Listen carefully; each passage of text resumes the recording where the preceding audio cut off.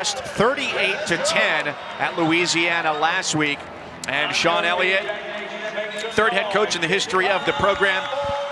They want to put some more points on the board this week. Last week, just 13 in a losing effort against App State. Their second lowest point total of the season. Diego Guajardo puts it in the air for South Alabama. And the Panthers will start on their own 25-yard line. Part of their struggles last week were Quad Brown, the quarterback. Yeah, probably one of his worst games of the season. He's a really, really exciting quarterback, but it was the inaccuracy, Mike. 33% just, like this, missing wide open guys. That's a touchdown. Just he gets up all a little bit better position, and then just some questionable decisions of going with the ball. I think today the key for him is just settle down, be patient, take what the defense gives you, but when guys are wide open here, you got to hit them. The freshman Cornelius Brown IV, more commonly known as Quad. And he's ready to throw on first down. He does, and connects with Sam Pinckney, his leading wide receiver this year. Makes his 30th catch of the season, and it's an instant first down. There it is. Find ways to manufacture some offense, to get Quad Brown some easy throws, get him into the rhythm, because you'll see he has a nice deep ball if he gets in the rhythm early. He fakes the give to Tucker Gregg, and he's picked off on his second throw of the game, and instantly South Alabama has control. Wow. What a bang-bang play, and Christian Bell, the outside linebacker, he's coming, he's going to play the zone read, then stops and puts his hands up and comes down. But what incredible concentration and athleticism. Again, Mike, he's playing the zone read on that, thinking it's a run, but just great presence of mind. That was awesome. Christian Bell, the former Wisconsin Badger, puts Brown on the phone and his team's offense on the field. Desmond Trotter and company take over at the 34-yard line. So a short field and a quick throw to start the drive. It's a small pickup to Kawan Baker, the wide receiver. And same thing here, Des Trotter, South Alabama's quarterback, probably coming off of his worst performance last week, only threw for 133 yards, interception. I think the key for him, Mike, is early in the season he was using his legs, hasn't done it the last couple games. I think he used his legs a little bit, it'll help him. On the slant, complete again to Kawan Baker. Complete to number 15, Kawan Baker. And that completion Kawan Baker is Mr. Dependable. 41 grabs on the season. He's the go-to guy for Des Trotter. And we welcome those of you that just saw Texas State pick up its second win of the season, victorious over Arkansas State. Great Sun Belt action. We are just underway here in Mobile, Alabama. South Alabama, a turnover forced on just the second play of the game, and so they started with a short field from the 34-yard line of Georgia State. I'm Mike Cousins, he's Rocky Boyman, the former Notre Dame and NFL linebacker, and we have, I don't know that you can get much more perfect weather conditions it really is. Today. Down here in South Alabama, two teams, young programs going out of here, want to finish the season strong and try to make their case of why they deserve to make it to a bowl.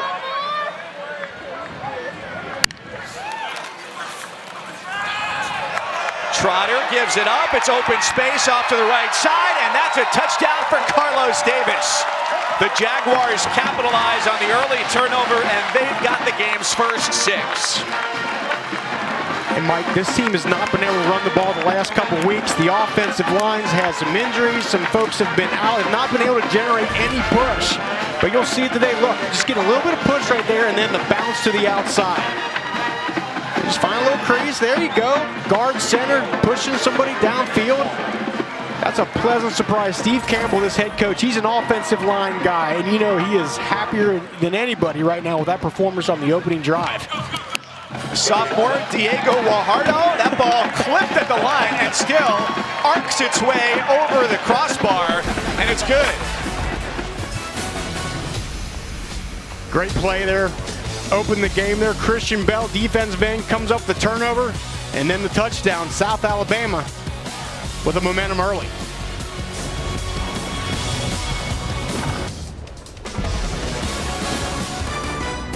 ESPN College Football is brought to you by Allstate. You've never been in better hands.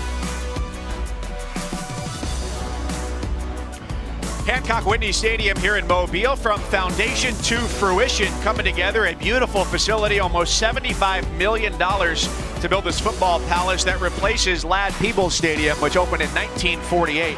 So a brand new vision of what college football looks like in the Sun Belt. And I don't know, I have nothing to nitpick here. This is a great facility. Absolutely not. I mean, the booth is incredible.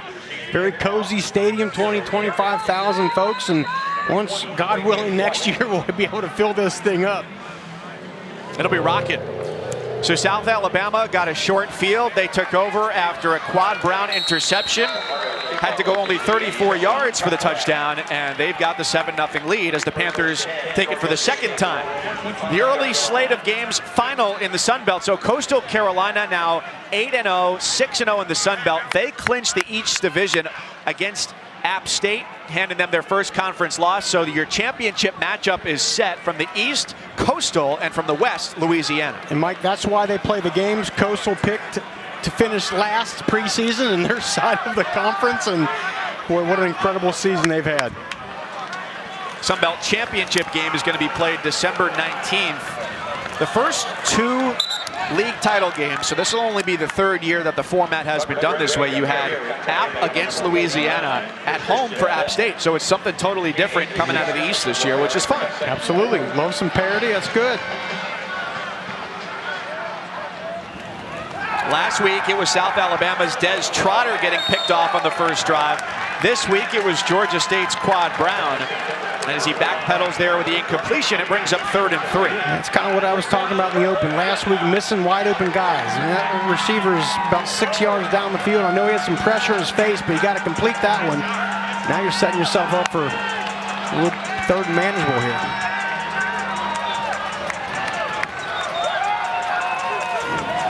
They designed the run for him with some pulling guards in front, but as he tucks into the offensive line, he comes up short of the sticks, and it's 4th and 1. And Mike, Quad Brown is a good runner, but he's not a dance guy. He's not a side-to-side, long-legged. If he gets outside, he's got some speed, but he can't do this. He can't go east-west. He's not that style of running quarterback, and that's exactly what this South Alabama defense wanted. It kept him in the net, and now they're going to force a punt.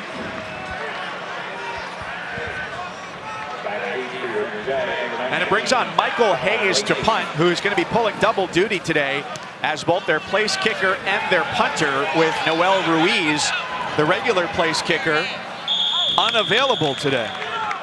The nebulous unavailable, which has sidelined many players in 2020.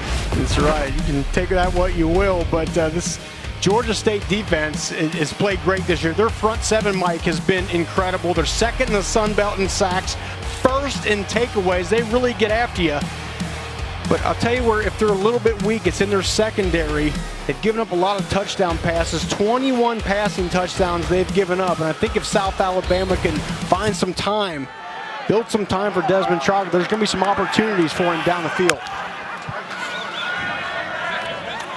Trotter surveys and checks down underneath, making the completion for a short gain. Now, Rocky, as you talked about the potential weaknesses in the secondary, what do you see that makes it exploitable for South Alabama? Well, you know, they'll play some man-to-man defense, and I just think it's not one of their strong suits. And again, they'll get after you up front, but just from a skill standpoint, cover is not what they do best. Trotter, the option, takes it to the 30-yard line, and they'll need still 2 for a first down. Couple injuries to note on the defensive side today for Georgia State. They're without 2 very important players. Dante Wilson along the defensive line is out with what the school has told us is an injury, as well as Antavius Lane, the freshman safety, who leads the team with 3 interceptions. Yeah, that's big. That's your starting defensive end and your top tackler in Antavius Lane, the safety. Nevertheless, along the defensive line, a good push from Georgia State. And that should be a 4th and short. And this front seven for Georgia State, they're like fire hydrants. They're all about 6 foot tall, about 250 to 300 pounds. Look, you just can't move them. They just stand right there and just kind of push right up against you and don't allow any movement on that offensive line. Look at this, a 4th down play from their own 30. Perhaps a sneak with some window dressing to start, or an opportunity to try and draw the defense offside, and it culminates with a timeout. Timeout. South Alabama. They're first of the half. So they'll either Timeout proceed on the or field. they will punt. We'll tell you after this.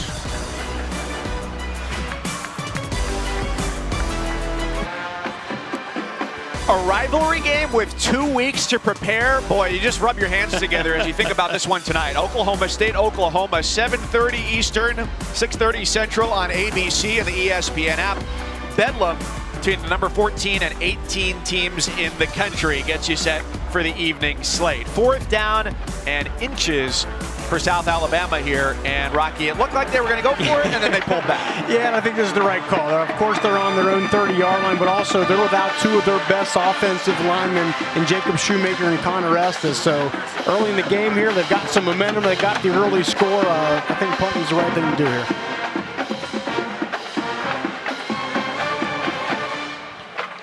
Jack Brooks, the punter, the sophomore from New South Wales, Australia. 27 years old, he turned this summer, and didn't leave in the spring or summer to go home, just stayed here in Mobile to hone his craft, and he sends this one all the way back inside the 25-yard line. A beautiful punt. And in the history of college football, you know, we told you about Oklahoma State, Oklahoma. They're playing for the 115th time. We've got 2 very nascent programs here in this game. Very young ones, that's right. Georgia State in 08 and South Alabama in 09. And they've, I think, even just that short amount of time, they've put together a couple nice seasons here and there, and they're building. Sean Elliott, the head coach for Georgia State, recently got a contract extension. 1, which he said was gratifying, but 2, with how young this program is, he's the first in the history of the program to have his contract extended. Destin Coates picks up 3 yards on 1st down. And Destin Coates, he's number 2 in the Sun Belt in yards per game. He averages 96.8. Now, he hasn't been quite as effective the last couple weeks, and maybe some wear and tear going on, and I think Coach said he needs to just kind of be a little bit sharper mentally, but he's a dangerous running back. It's a good combination with him and Greg coming out of the backfield. This is Jamias Williams, a transfer from South Carolina who played in the secondary for the Gamecocks and has made the transition to a backfield standout here. I called a high school game with Jamias Williams in as he was getting ready, like you said, to go to South Carolina and transfers to Georgia State, and he's now becoming a bigger part of this offense. He gets them the 1st down. They're quickly back to the line to snap it. Going to pick up a 5 for Quad Brown. Does that make you feel old when you've got a guy who was in high school? It really does. It really does. He's already transferred to college. This is the key. Look, they're pulling offensive linemen here, and then they're going to get their quarterback, again, more downhill running. That's the kind of running Quad Brown excels at. Get those big-bodied offensive line around and create a hole for him. Nice. Plenty of time. He launches deep, one-on-one, and it's incomplete. The longer that ball hung up there, the harder it seemed that it was going to be for anybody to angle into good position. Jamari Thrash was the Panther in the area to try and catch it. That ball hung up in the sky for about 10 minutes, I think. And that's kind of right in the direction of the sun, too. That's a tough ball for either a receiver or a cornerback to judge. But I'll tell you what, you got to give Luter some credit on that for breaking that thing up. Looks like they're going to show blitz something. Usually South Alabama is not a pressure team. They usually pressure just under 10% of the time, but it sounded like Greg Stewart, the defensive coordinator, thought he was going to bring some pressure today. We're seeing it here. They drop out. They showed it. They brought just 4, but up the sideline, Roger Carter, the tight end, snuck free and helps continue the Panthers' drive. And Roger Carter's like the secret weapon of this team. He blocks, he leaks out in the pass game. And that was a good job of reading the look there by Quad Brown. They showed the blitz, and they dropped everyone out, and he went to the wide receiver who was open. Bang, bang, nice. And they spread the field for the handoff up the middle. Ball pops loose at the end of the run, and it's recovered by South Alabama. Destin Coates had sprinted through the middle, had open field ahead of him, but the ball tumbled loose as he went toward the turf, and the Jaguars take over inside their own 20. And so we were talking about, what did Sean Elliott tell us this week? Mike said Destin Coates needs to be sharper mentally as the season drags on here. Now's when you really got to focus, and ball security. That thing just kind of out beside. It doesn't have the 3 points of contact, the forearm, the hand, and then the rib cage. It gets away from the rib cage, and that's why that thing gets batted away. And another great opportunity for South Alabama here. Second first quarter turnover by Georgia State. That throw into a perfect window hits Jalen Tolbert for a first down. Trotter looks like he's in some rhythm right now. He looks confident coming off his performance last week. That was probably his worst, and he looks in the group. A confident Trotter right now.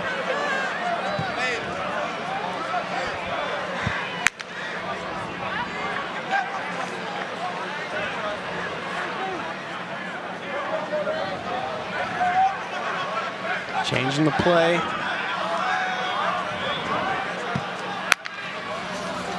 Four-man rush from the Panthers. Now Trotter takes off, and he's leveled as he crosses the 35-yard line by Trajan Stevens-McQueen. Well, that's another thing too, Rocky, that Steve Campbell said that they needed Trotter to do, was be able to say, hey, when the throw's not there, tuck it and run. Yeah, that's something he did very early in the season. And again, he's not running for hundreds of yards, but just little things like that. When the defense opens up, there's nowhere to throw the ball, just get a couple yards there. That's a big part of his game, the ability to extend plays and the ability to run a little bit. On second down, it's Trent Tyre, the tight end, who makes the catch. And the ball's squirted loose out of his hands. Fortunately for him, out of bounds. Another first down. South Alabama's living their life right. Things are going their way. The ball gets batted out of Tyre's hand, but good play action. Again, we talked about this offensive line is depleted. Georgia State's defensive line is really, really good. So quick passing, rolling Trotter out, bootlegs, things like that. I think we'll see more of that. Did somebody dip this ball in Crisco before this game started? Right. Hard to keep a handle on it. Nearly turned it over. And they're looking for those big plays because last week when they lost at Louisiana, their longest play was only 24 yards. Under pressure, Trotter throws it away, skying it into his own sideline over Tolbert's head. That's going to be the issue, is can this South Alabama offensive line protect? That was a max protect look, only 3 wide receivers out into the route, and they were still able to get the receiver in the area.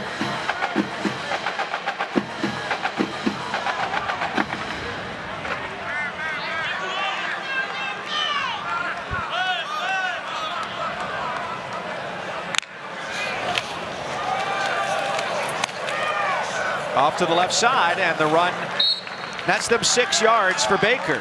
So you talked about the offensive line. No Jacob Shoemaker, no Connor Estes last week, so you're missing a couple key cogs, and all of a sudden, it's guys who haven't gotten as many reps, and the communication may not be as steady. I mean, last week, Mike, they're taking guys off the practice squad on a Wednesday and say, hey, by the way, you're going to start here this week. It's just one of those seasons, not just for South Alabama, but everybody just pulling pieces and putting them here and there. Late blitz comes, Trotter throws away from it and completes it to Jalen Wayne. That moves the sticks.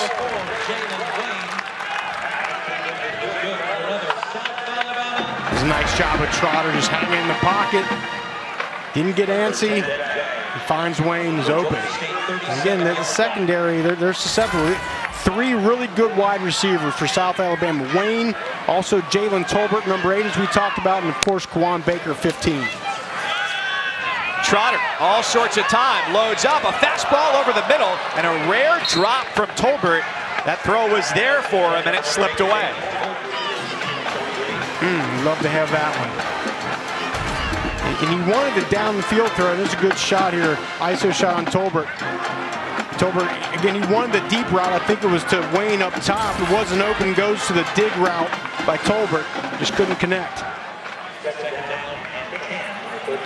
Well, some of the catches we've seen him make this year, it's surprising to see that one fall off his hands.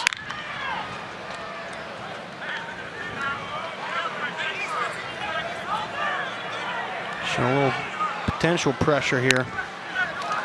Trotter from just outside of Birmingham hands it off on second down. South Alabama's going to face 3rd and long after a good push up front from Georgia State. Yeah, Javon Dennis in on that play. Jeffrey Clark again. All this defensive line are about 6 foot, between 250 and 300. They just lean on you and just push, and not a lot of space created up front. You liked the analogy to a fire hydrant. How about the standard size U.S. Postal Service mailbox, right? There you go. Short and sturdy. That floats too long, intended for Wayne. And so they face 4th down and long here, but they are into plus territory, which presents the case a little bit stronger to keep going for it. Yeah, I think, look, you're a South Alabama team. You've lost 3 straight here.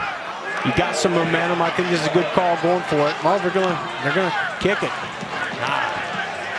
I don't love it, Rocky. I don't. I mean, look, it's 4th and 12. That's not high percentage, but they've got some good wide receivers. I'd love to see them keep that drive going. Let's say you picked up 11 yards and you came up short. You'd end up at the 26, 28-yard line. What's the difference going to be between that and a punt? We'll see. This is a good punt. All right. There we go. Well, I've been wrong before. I'm wrong again. 7-0 South Alabama.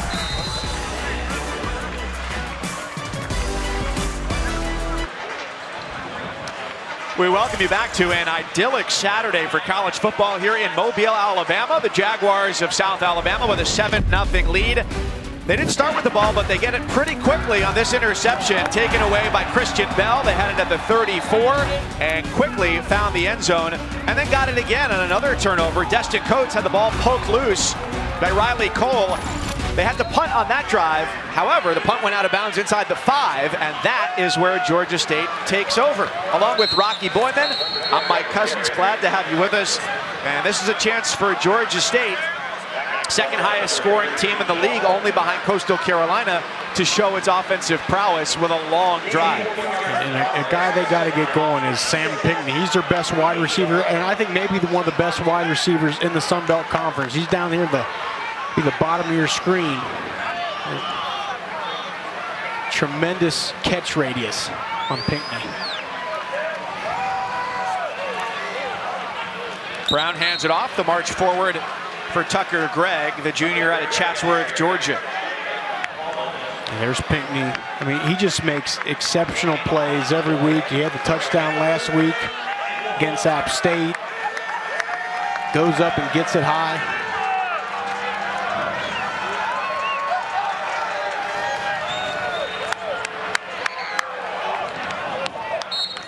Forward momentum pushes the pile to the 15. It's a Panthers first down. That game last week against App State, they lost 17-13. It's a high-scoring team. A few plays go their way here and there. That's a victory for them. It really is. I mean, watching that game back, there's just some missed opportunities they had. They were in position to win that thing. Just couldn't come up offensively with some plays at the end. Brown takes the gap and gains 4.5 yards on first down. His completion percentage last week was part of that, only 11 of 33 for 152 yards. Yeah, 33%. That's not going to get it done. And just wide open guys were missed, and that's one thing that has to be corrected today. Guys are open, you got to hit them. And that's college football these days.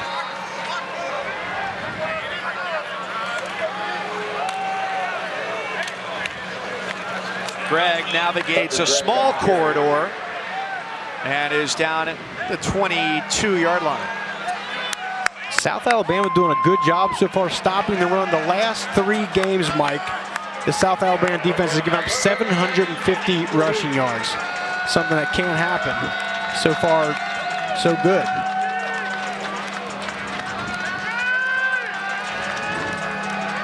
Third and 3 with some substitutions along the line for South Alabama.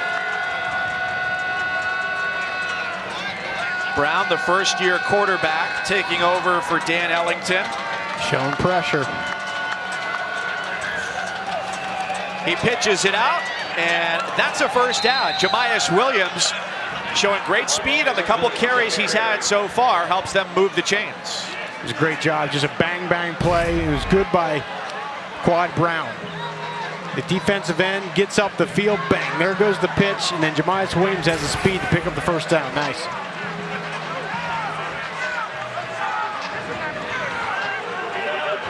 We haven't seen, usually Georgia State, and I think we'll see it, some odd formations they'll give you just to make the defense think a little bit. Haven't seen them yet, but I think we will.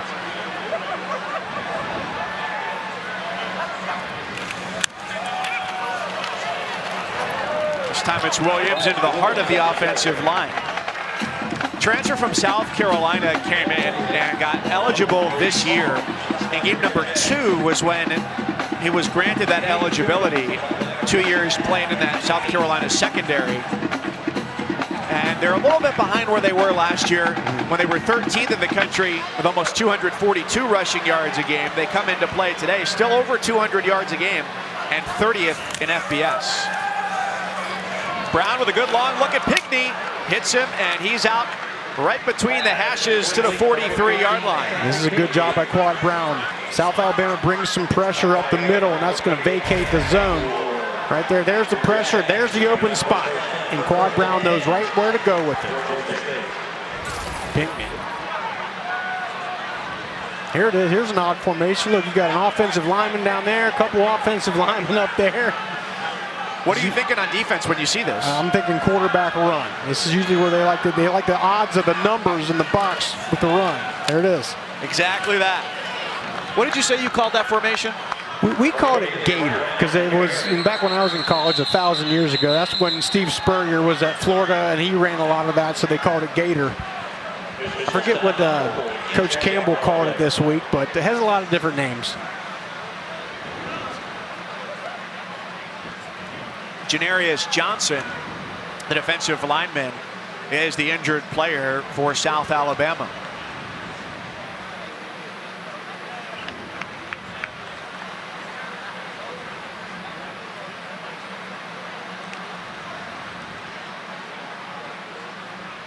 Junior from Gulfport, Mississippi, with the athletic training staff attending to his right leg. Yeah, we'll see what happens here. And Janarius, he's one of the bigger body guys they have on that defensive line. I think he tripped over a little friendly fire there, maybe. That looked like he was upended by Nick Mobley, the linebacker in front of him. Big fella, maybe shake that thing off and hopefully he'll be back in there. That's a big, strong guy. Yes, Greg Stewart, his defensive coordinator, says he can bench 500 pounds. God, that's sick. For most people, it's an achievement in life when you just get a single 45 on either side of the bar. Right. 500 is just out of the question for a normal human being. At 500, that bar is bending significantly. I've never gotten there on the bench, but man, I wish I could. 2nd down and 6.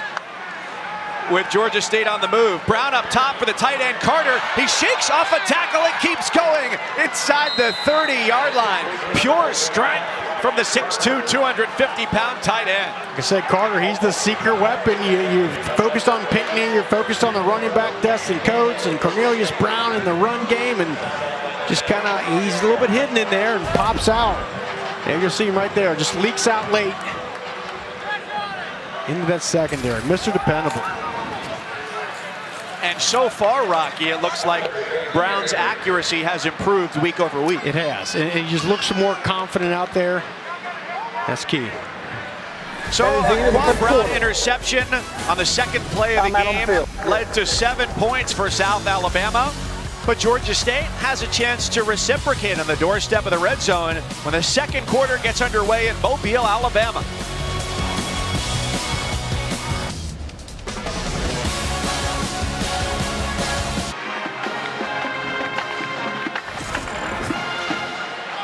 This drive for Georgia State as they look to get on the board started at their own 4-yard line. Now they find themselves at the South Alabama 23, getting ready to snap the ball for the 12th time on this possession. Quad Brown lets it go. Single-handed grab by Carter. He has been the star of this drive, the tight end, with a couple spectacular catches over the middle. Same thing, that Gator formation. Some offensive linemen split out to the right, to the left. Last time it was a run, this time the pop pass to Carter. Bang. Keep that defense on its heels. That's good. There's a lot of communication going on. Who's supposed to line up there? And then boom, there goes Carter with the open shot. In this area of the field, Brown is especially a threat to run it. He takes off and stretches forward all the way to the 2-yard line. You said it, Barton. This area of the field, he likes to run, and with that 6'5" body of his, if he just goes down, he's getting about 3 or 4 more extra yards. That long frame of his. exchanging pleasantries here, I'm sure. Maybe recipes for Thursday? Yeah, there you go. Got a good souffle. You guys should try it. Hit me up on IG. I got the green bean casserole recipe. They've got Williams, a very speedy back in the backfield with Brown.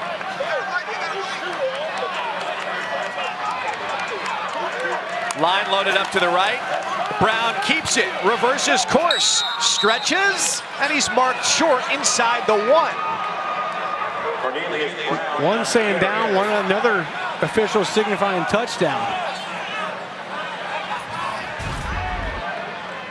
Let's see where the knee, did the knee hit before the ball crossed the line there? We got a kind of a funky angle. The call on the field was he was down.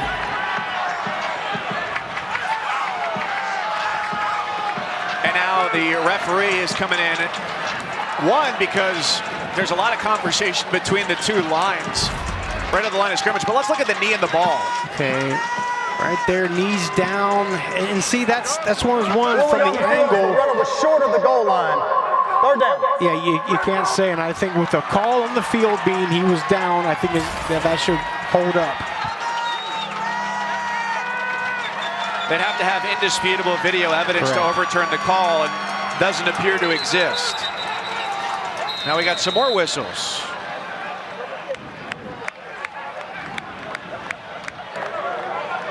Timeout. South Alabama. They're 2nd of the half. Timeout on the field. Their lead holds for now, with the football inching perilously near the...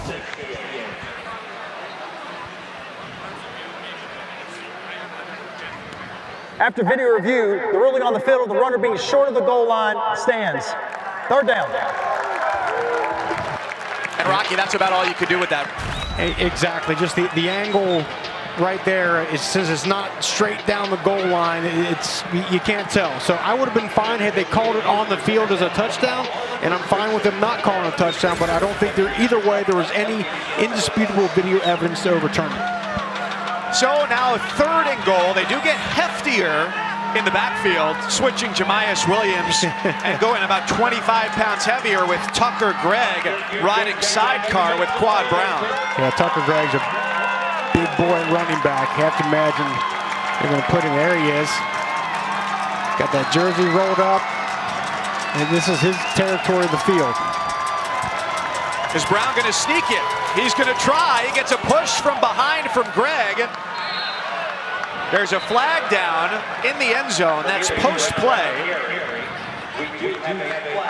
And the call is touchdown, Georgia State.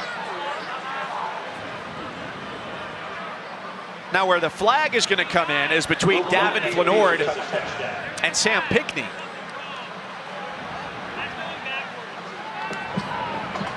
That was as the pile was being pushed into the end zone, where the official coming from the corner threw the flag. Yeah, I didn't see if there was just something going on between those two. They were hand fighting a little bit or something. Well, there's an official standing between them at the moment. It's a good indicator. Result of the play is a touchdown. After the play, personal foul, unnecessary roughness, offense, number 15. That penalty being enforced on the kickoff, that 15-yard penalty. We'll have a try. Sean Elliott looks happy about that call, but here's a touchdown. Go with the, now they don't give it to Tucker Gregg, but he kind of is the battering ram behind. It is right there, and there came the flag. Let's call that unnecessary roughness. You agree? No. Why not? I don't know. It's not like he hit him in the back or hit him in the side. I mean, he hit him right in the chest. I mean, it should be the defender's obligation to not get pushed down. So the extra point here for Michael Hayes. And he drills that to make it 7-7. Hayes on in relief.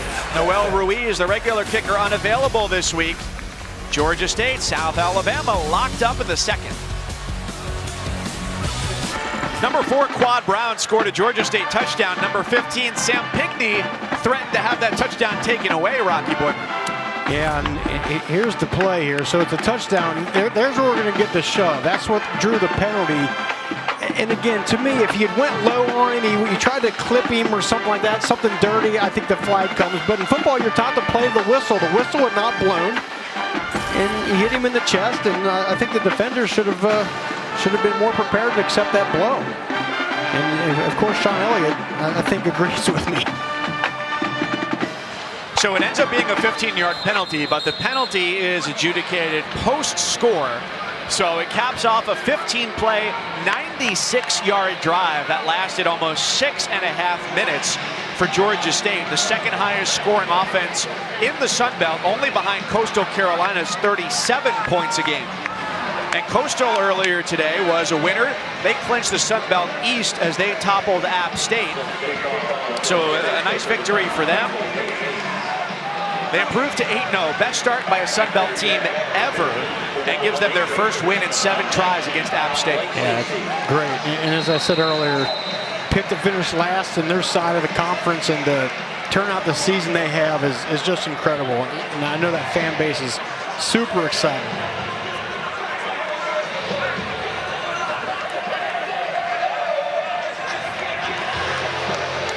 Hayes with the kick from his own 20.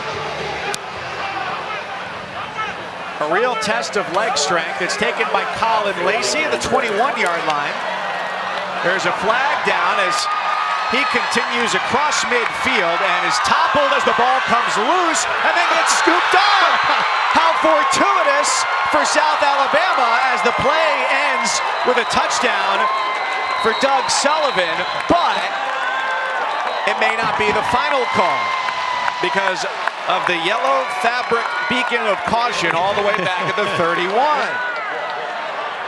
During the return, illegal block in the back, receiving team, number 12.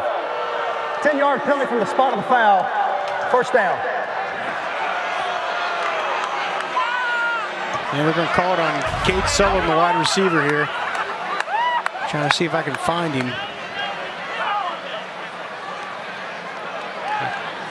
I did not see where he was on the field there, but it negates what would have been a very, very exciting play.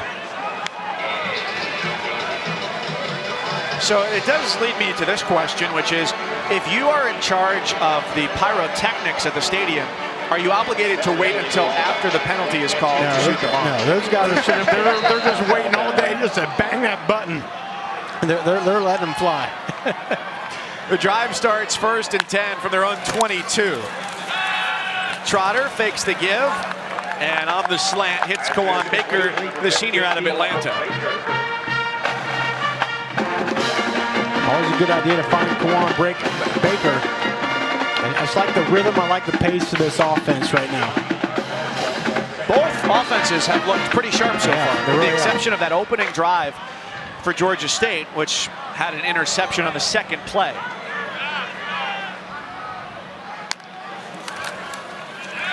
Second and a yard. Trotter throws off balance, floats it for Tolbert. He's up the sideline, and he's wrangled out of bounds near midfield.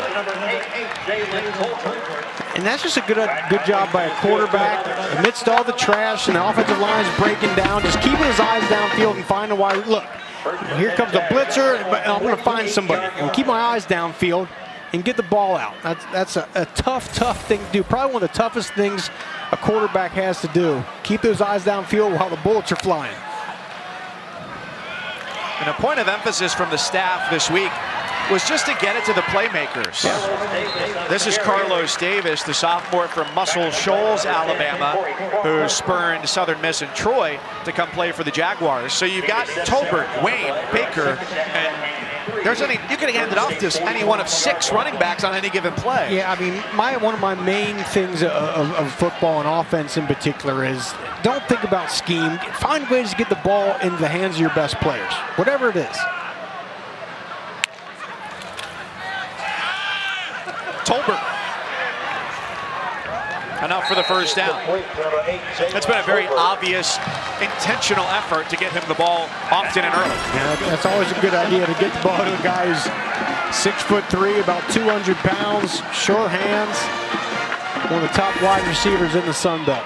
First and 10 Jags on the Georgia State 41-yard line. Pick up a 4 to get them the first down for an offense that coming into this game had scored just 3 offensive touchdowns in its last 3 games. First quarter score for them today. Trotter finds Trent Tyer. And that's a gain of 5 for the tight end. And just a good job of misdirection and getting the ball out of the hands of the quarterback. I just don't think this South Alabama offensive line is going to be able to just go toe-to-toe all day with this Georgia State defensive line. So you start sprinkling the outside parts of the field, get some play action, get those guys going east and west a little bit, then maybe hit them back with a run.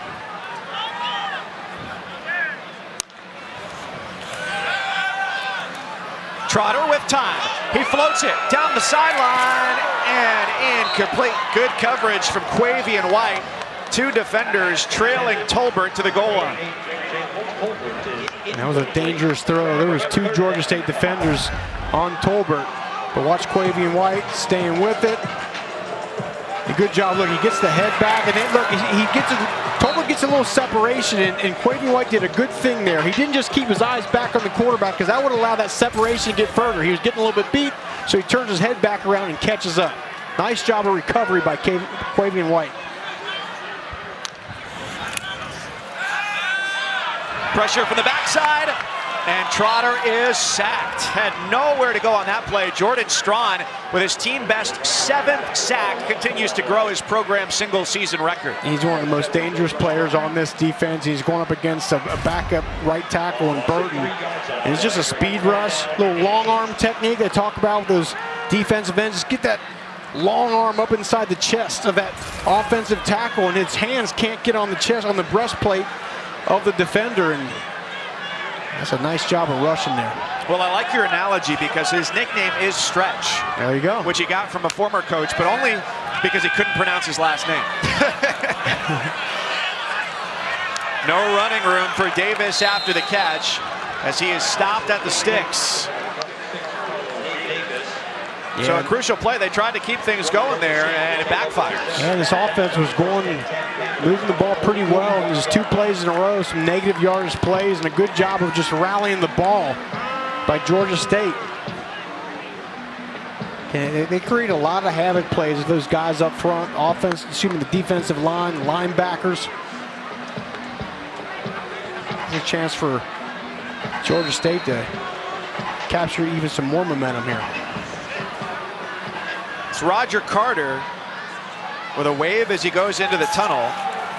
Not a great outcome for them. How about that grab? The turn and the catch from Pinckney. Flag flies at the end of the play, but the grab for now has them at the 25. Rather the 23 with a generous spot. Now I wonder, are they going to call OPI on Pinckney?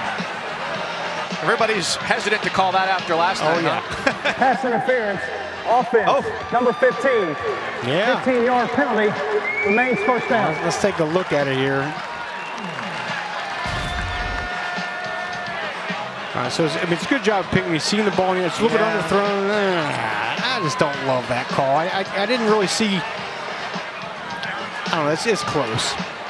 I didn't see like a jerk, like a shove there on Ryan Melton. This is always such a tough call to make, but. Well, we can say at least for now, it's not going to decide a game as it did last night in Minneapolis.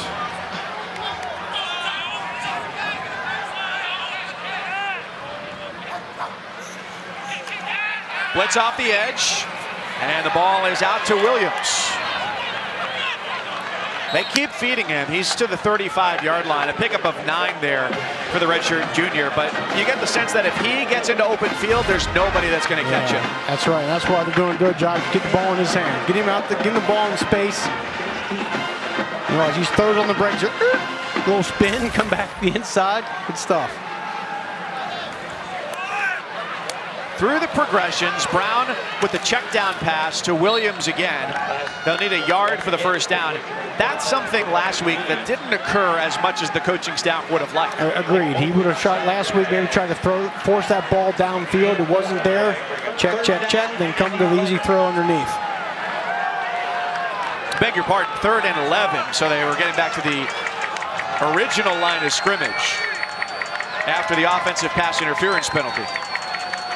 South Alabama has not brought much pressure yet. They've showed it, haven't brought it. We'll see what they do here.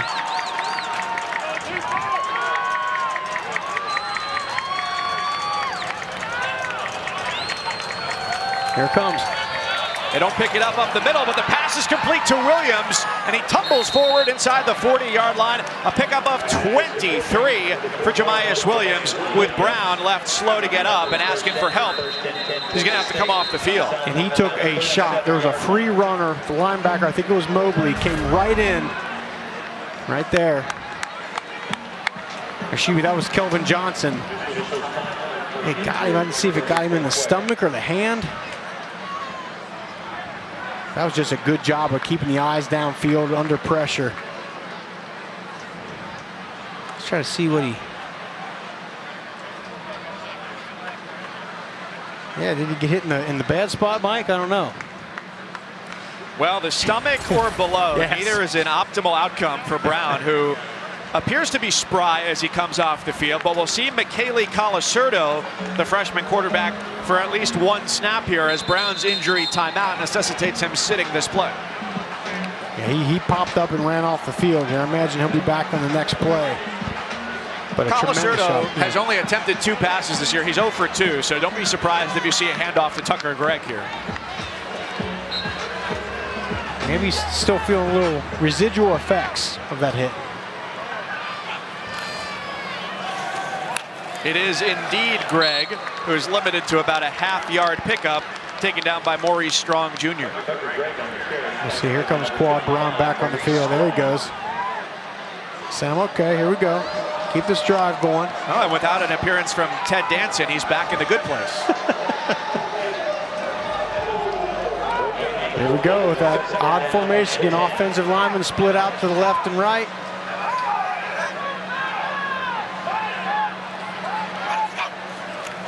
Seven straight complete passes for Quad Brown, who throws off his back foot, and he's intercepted for the second time today. An ill-advised throw gives South Alabama control. Sean Jennings, the linebacker, with the interception for the Jaguars. They take it away for the 3rd time this afternoon. Yeah, critical errors by Quad Brown. They're moving the offense, going down the field, and that's just, it wasn't there. And I know in practice that play was probably open, and hey, coach, we're going to hit it, but it wasn't there. You got to either just eat it, throw the ball away, take off. You've got a guy coming high, guy coming low, and 3 red jerseys around his intended receiver, underthrown.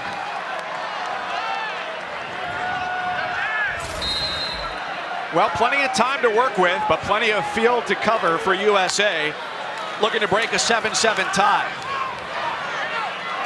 Trotter lowers the shoulder, and he gains 4 with a run to the 30-yard line. And you know that Trotter's just itching to get a ball downfield to either Tolbert or Quan Baker.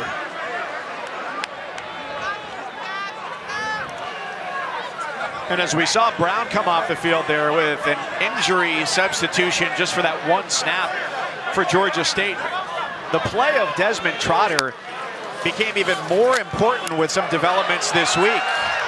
He's got the first down run because behind him they've got 2 guys who really haven't played this year, Tanner McGee and Eli Gainey. Chance Lovertich had seen plenty of time for South Alabama as their on-again, off-again backup quarterback, but he's, according to the coaching staff, out indefinitely, neither injury-related nor COVID-related. Not sure exactly what's going on, though. The thing we probably know, but nevertheless, Des Trotter is the leader of this team. Somewhat ambiguous, but yeah, Trotter's got to be the guy for them to break this 3-game losing streak as he hits the tight end Brandon Crump. And let's go back to the previous play where he took off. I said at the beginning, that's something he needs to do more. Use his legs. What that does, Mike, is just keeps you honest as a defense. Can't play man-to-man all the time. And here it is. Get a couple offensive linemen pulling. The defense has to think about that. It forces you to, the defense, to maybe play some more zone where they're getting the eyes back on the quarterback, and that's some opportunities to get open for the wide receivers.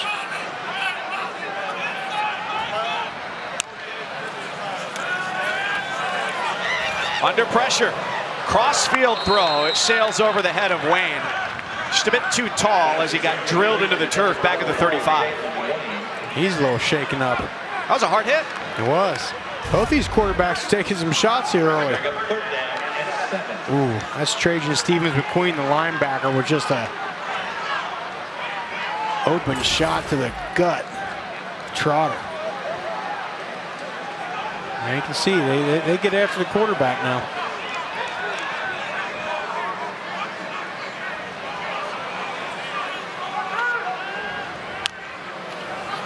It's 3rd and 7 against a 4-man rush. The pressure gets there, and the escape valve throw. It's a first down to Terrion Avery. And there's an injured Georgia State defender at the 45-yard line. It's Trajan Stevens-McQueen, the linebacker. Desmond Trotter's showing some toughness right now. He's still a little dinged up from that last hit by McQueen. Good job of keeping that play alive and finding the receiver. 5:10 to go before the half in Mobile.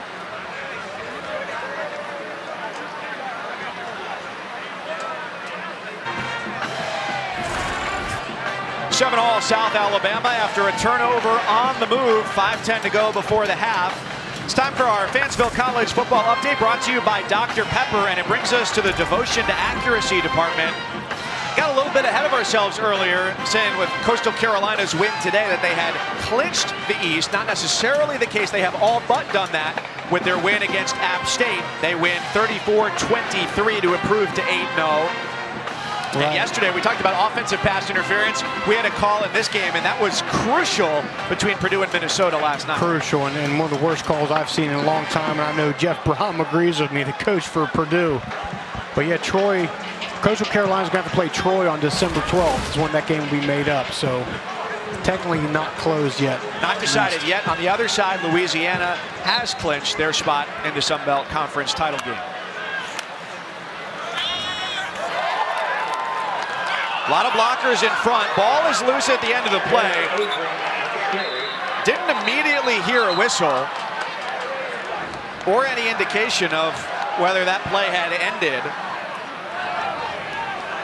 And the officials have not yet indicated who's got possession.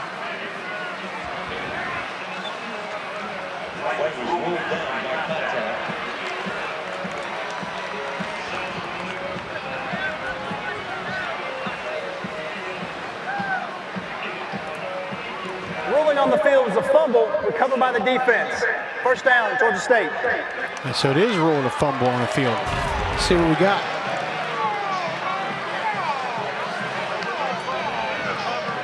Get another shot at that here.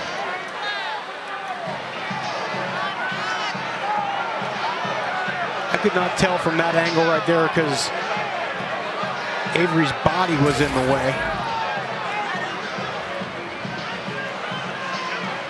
As it stands, it's a first down for Georgia State now with inside 5 minutes to go before the half. They've turned it over 3 times. South Alabama has not been able to capitalize, still tied 7-7. Let's see if this look gives us. Yeah, I think I see some of the ball peeking out there. It's hard to tell. Recovered by the defense is under video. But again, we've gotten about 4 angles at it here, and you don't see anything definitive. Well, so the problem then for South Alabama is you need indisputable video evidence to overturn the call that possession belongs to Georgia State, and I think it's an uphill climb to get to that point. I agree. We've seen 4 angles at it, and none of them are like, oh, okay, clearly that should be overturned. And that's what you don't want. You don't want the game being officiated from the booth. It should be officiated on the field and only overturned if it's an obvious miss.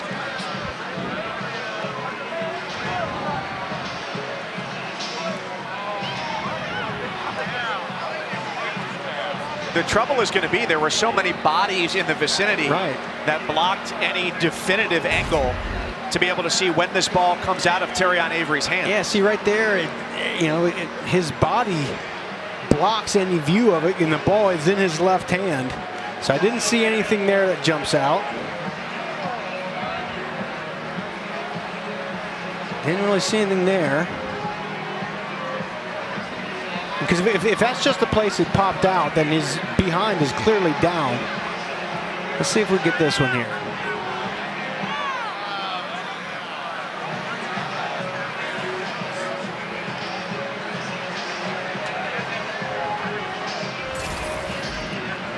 I think it's a very difficult call to overturn. Because there's a question of, you mentioned his posterior, but also whether the knee went down too as he was being tackled.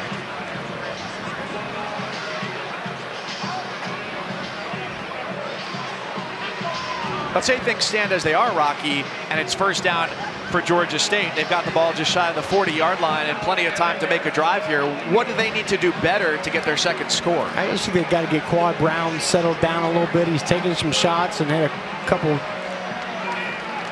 Here comes a call. After video review, the ruling of a fumble stands. First down, Georgia State.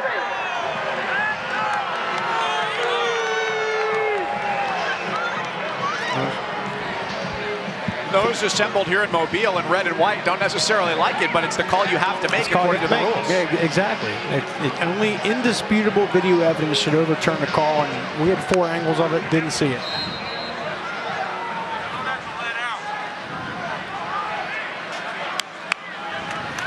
Quad Brown hands off for Greg, who goes headlong after a gain of 7. And I'd like to see more of Tucker Gregg. He's 220 pounds, and this South Alabama defensive line in front 7 has not done a good job stopping the run the last 3 weeks. You wonder if they just keep pounding away, eventually getting into that second half, they start wearing them down. Now the 2 players who have seen the most targets today, Pinckney and Carter, the tight end. Carter out with that injury, and we haven't seen him back yet. That was interesting. They brought Jonathan Bass, the right tackle, over to the tight end position, so it was an unbalanced line formation, but play just never got going.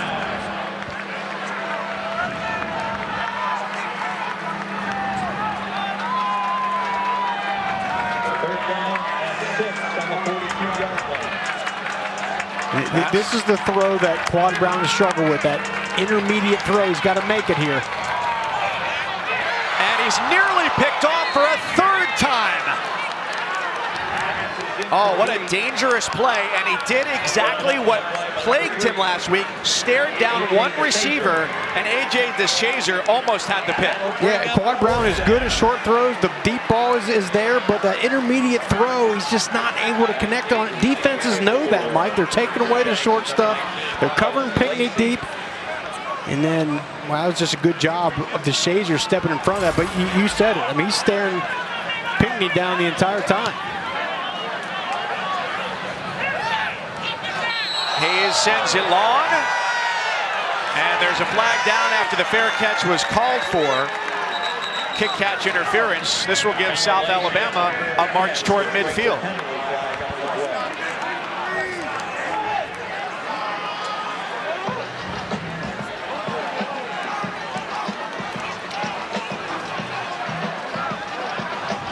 In the last 90 seconds of game action, we've had a couple changes of possession with the fumble, the punt, and still a favorable time left to try and score before the half. After the play, personal foul, late hit, kicking team. It's a 15-yard penalty from the end of the kick. First down. That's why head coaches can never be happy.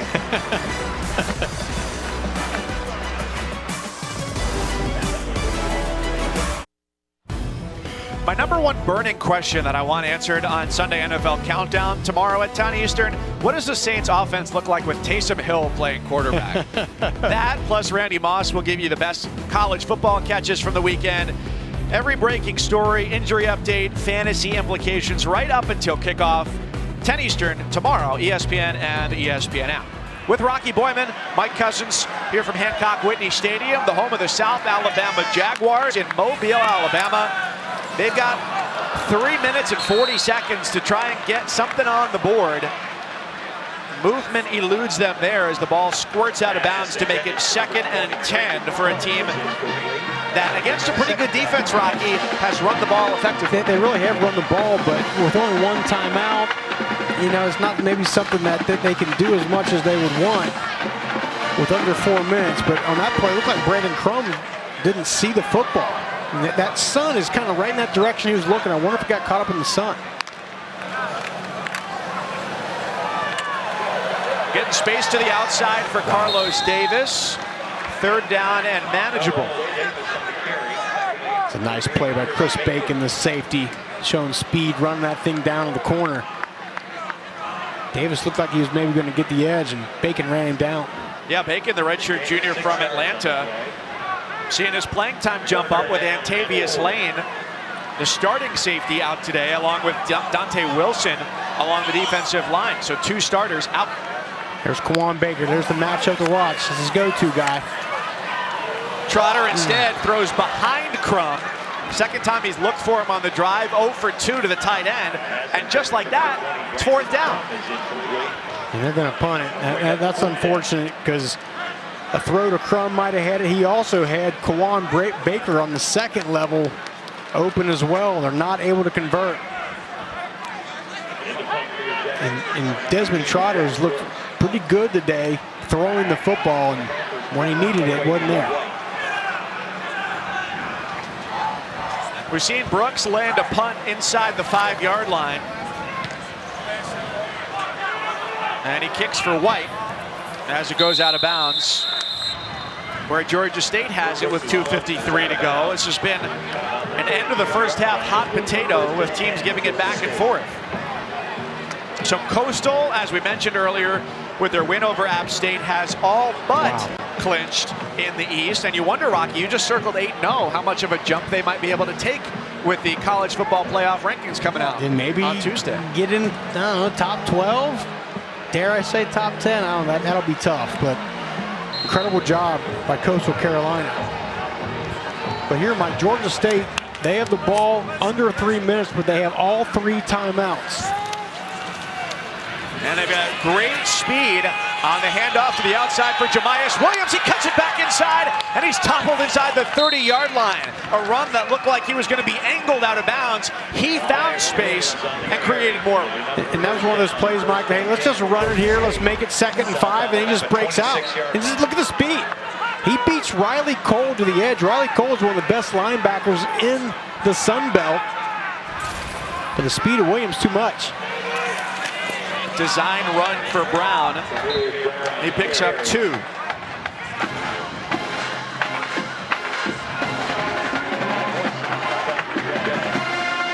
This is an opportunity. Look, you know, Georgia State is not in any hurry. Still plenty of time. They have the 3 timeouts.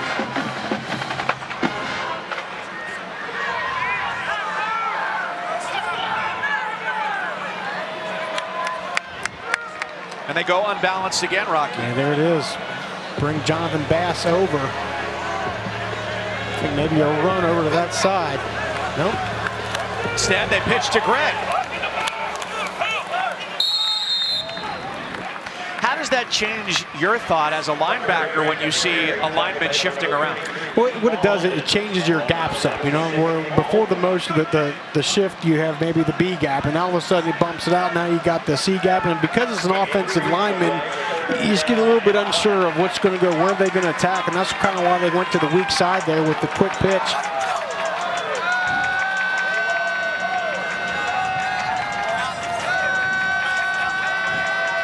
Seconds before halftime.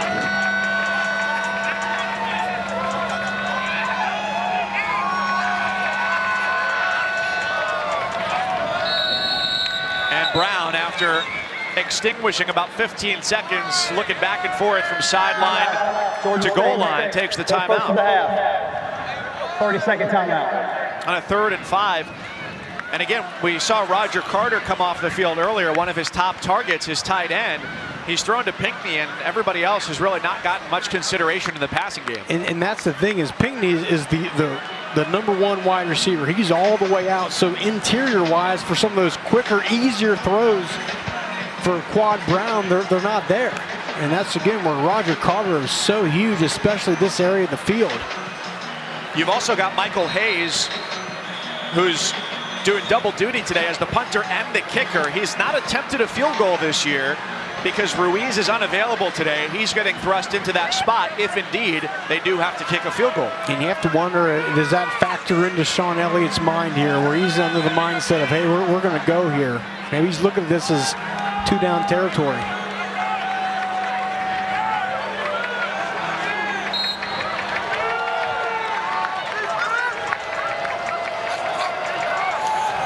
Brown looks to his left, now tucks to run up the middle, and he stretches to the 15-yard line. That's a first down. But a minute 4 to go, and the clock's going to keep moving when the chains get set. It's for South Alabama, you got to expect this. And they went with the spy.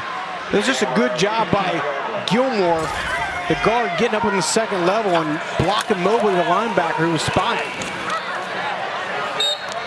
Greg collapses in between the hashes. Nothing doing. Timeout, Georgia State. Timeout, Georgia State. We look ahead to Monday Night Football, and it's a very intriguing matchup as you've got a three-way tie atop the NFC West. That's where the Rams come in, and then they see Tom Brady and the 7-3 Bucks, who have the Saints ahead of them by half game in the NFC South. 8 Eastern, 5 Pacific. It's on ESPN, on the ESPN app if you're out and about as well, with coverage starting with Monday Night Countdown at 6. And the Bucks got to feel good. If they can get a win here, they know that the team they're bouncing back and forth with there in the division, the Saints, are without Drew Brees for possibly 3 weeks or more. It's a critical game on Monday night. Excited to watch that. And a critical play coming up here on 2nd and 9 after the penultimate timeout taken by Georgia State, trying to break a 7-7 deadlock. And I think for South Alabama, you want to keep Quad Brown in the pocket. Do not let him scurry around and pick up yards with his legs. That's what he loves to do down here. Well, they drop 8. He throws into it, back of the end zone. Could it be an interception? A fingertip grab. Oh my goodness, the 4th turnover of the first half by Georgia State, and Devin Rocket with the most impressive play of the first half. The tip drill to himself, Mike. And Quad was just kind of throwing that up for grabs. Here he goes, good coverage on the outside. He's going to jump and get it, and the wide receiver had good position. That was McCoy. They're just a little bit too high. It goes through his hands. Look at the toe tip. Wow. It's just a little bit high for McCoy, and then look. That might have been good in the NFL, 2 feet down. Great job concentration by Devin Rocket, not giving up on the play, coming up with a huge turnover. So beautifully handled with the precision of a ballerina along the back of the end zone after the touchback. They've got a little bit of time here, but not much. That ball is incomplete, intended for Baker. And with the way things have gone back and forth, 5 turnovers, everybody should be happy to be able to escape to the locker room even at 7. I was going to say, I think Steve Campbell was saying, look, let's just kind of get this thing in the locker room. Let's not put the ball in harm's way here. You see Quad Brown and Williams talking some things over there, and Quad Brown knows, guys, just a little bit too high to McCoy.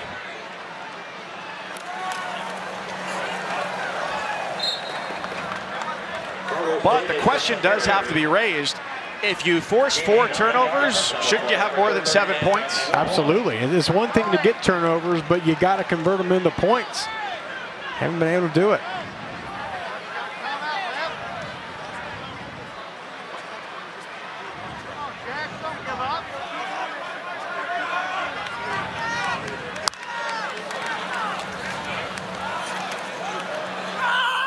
One more run, and that closes out A very intriguing first half here in Mobile.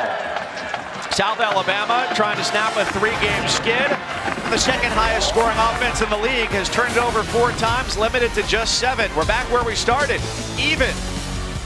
Lots going on around college football. Updates coming your way, and a third quarter is imminent here in Mobile.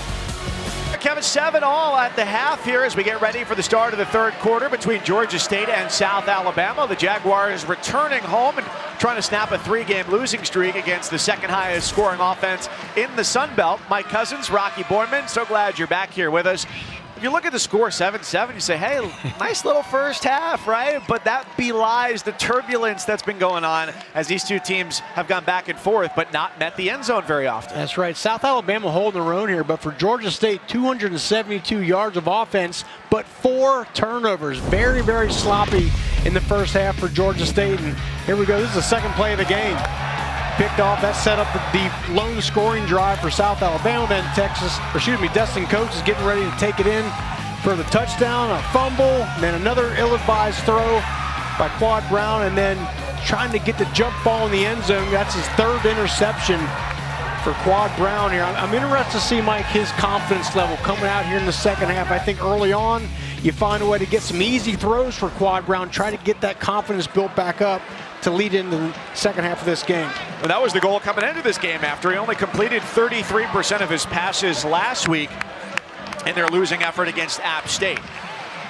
They've outgained South Alabama by 100 yards despite only snapping the ball 4 more times.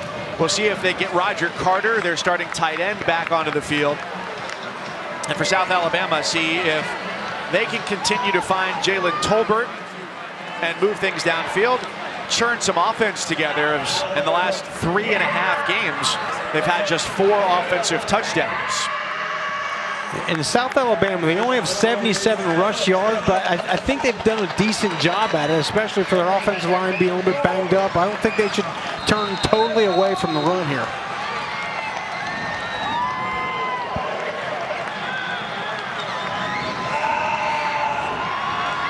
Sean Elliott's Panthers, they've played a lot of close games this year. 3 of their 4 losses have been 1-score games.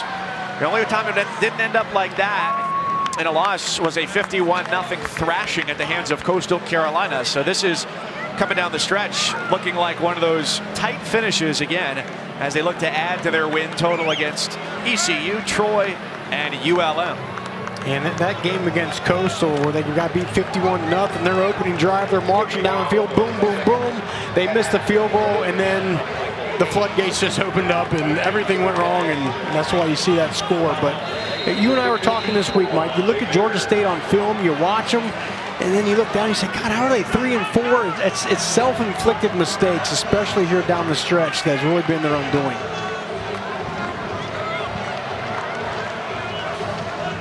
There's not a lot of distinctions among tees that hold the football for kickoffs. That's a neon tee. Quite an exciting look as Tyre, the tight end, grabs the short kickoff. So the close losses this year for Georgia State have been somewhat painful. Louisiana beat them in overtime in week 1, 34-31. Then, with just about 4 minutes to go against Ark State, there was hardly any points scored in this game. Not much offense in that game. Very disappointing game, 59-52. And then last week, held to their second lowest point total of the season to just 13 points as they lost by 4 against App State. There's so many missed opportunities. That's why Sean Elliott talked this week. They preached finish this week. Well, here they are. They're in this game. It's tied up here. Can they finish out and play well here in the second half? Second half starts with a run by Carlos Davis. He is wrapped up as he tries to pursue space on the outside by Jalen Jones.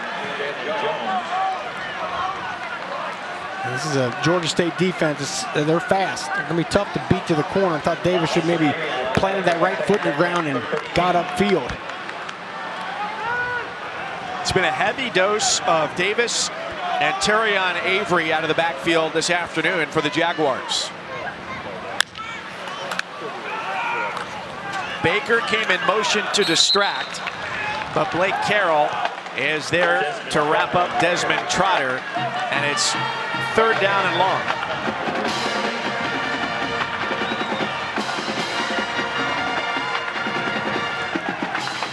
If you look to the top of the field, they got 3 wide receivers with Quan Baker there in the middle. I think we'll see some sort of route combination, try to get 15 open.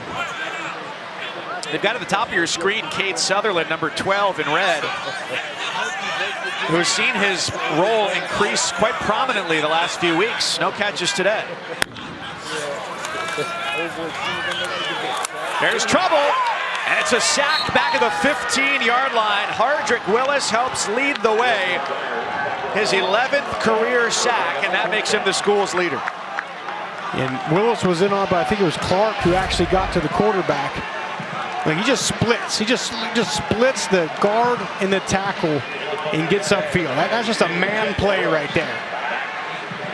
Just imposing his will upon the right side of that Jaguar offense, splitting the guard and tackle, making the sack.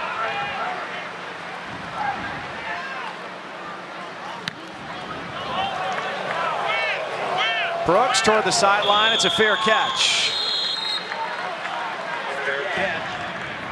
A punter has been quite outstanding for South Alabama.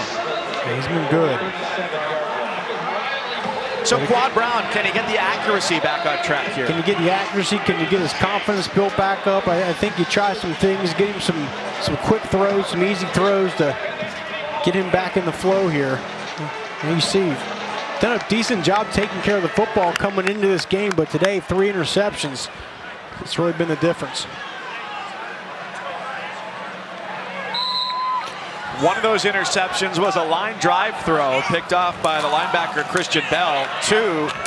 The other 2 were balls that floated in the air and could have gone either way.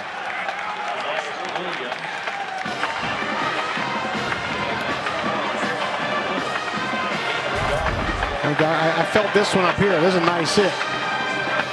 Bang. There we go. I see Jeremiah Littles. He's back. Missed the last couple weeks. Yeah, between him and Riley Cole, Nick Mobley, the couple of linebackers, those are 3 crucial guys after Littles. He didn't play, as you mentioned, and didn't get the start today, but they've got him back, and Roger Carter is back at tight end for Georgia State, a big addition. That's right, and he looked like he got injured toward the end of the first half there, and this is good to have him back. He does a lot of that dirty work, and you got Pinckney on the outside, but the interior part of that field has been a lot of Roger Clark. The line holds up, and the throw to the outside is incomplete. Looking for Cornelius McCoy. It would have kept the drive alive. Instead, they trade punts. And McCoy can't come up with that one. I thought it was a catchable ball. Maybe a little low, but catchable. It's going to force the punt. So the start of the 3rd quarter is looking remarkably similar to the end of the 2nd, where the ball changed hands multiple times within the final few minutes.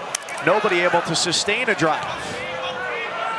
The lone touchdown drive today for Georgia State, they went 96 yards. Look at this. And this will be a 97-yard campaign if it does end in the end zone for South Alabama.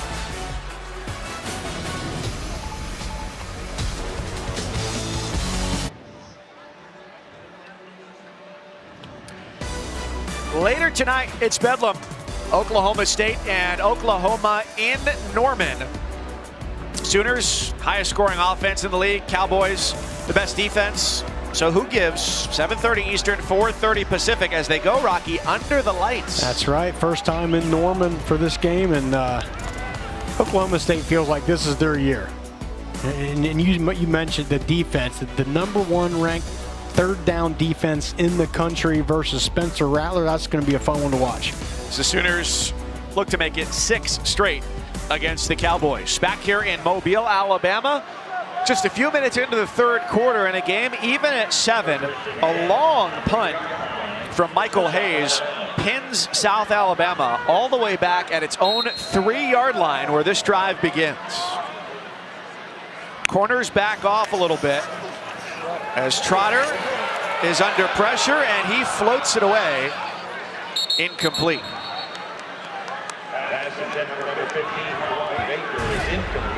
See, here comes the pressure. And again, it's There is no foul Hardrick for Willis. intentional grounding. The quarterback was outside the box. They're saying he got outside of it, but yeah, Hardrick Willis is wreaking havoc on that defensive line. Clark also doing a good job up front.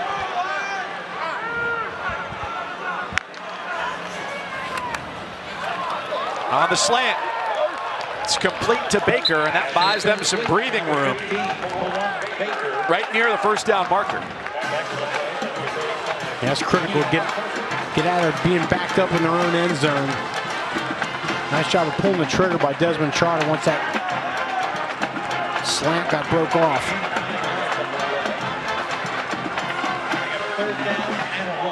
Trotter, who took over the starting job in the final 4 games of last year, traded some snaps with Chance Lovertich earlier this season, but he's their unquestioned guy right now. A little bit of pre-snap commotion. Handoff trying to go up the middle. Referees still letting it go, and with the momentum at the end of that play, they get what they were looking for. And that was hitting the backfield.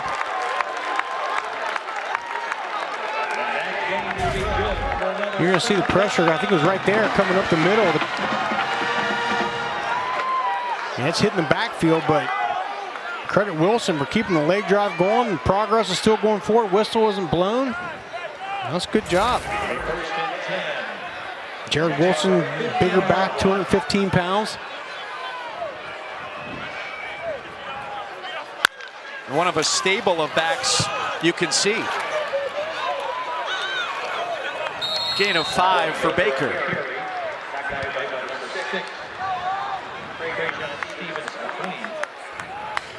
And I feel like it's been a while, Mike, since we've called the name of Jalen Tolbert.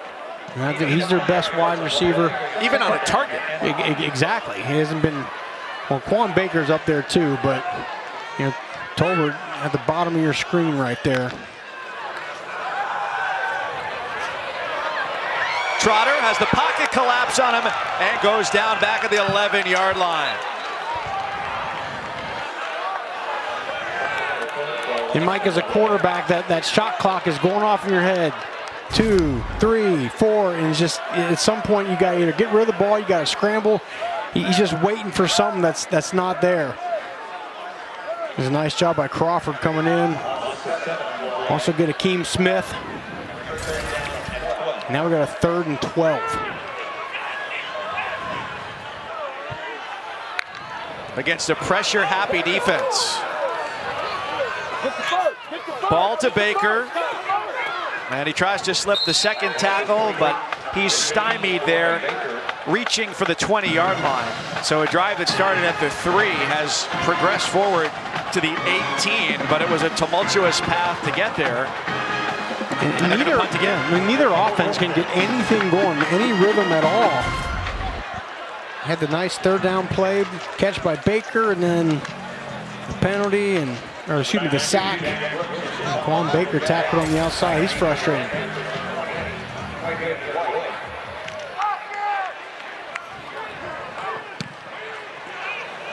Brooks, another beauty. 38 is the starting field position for Georgia State. Who's going to break this tie? It's not good for the guy on the right if his pass ends up in the hands of the guy on the left. That brings us to our AT&T 5G best moment from today, Rocky.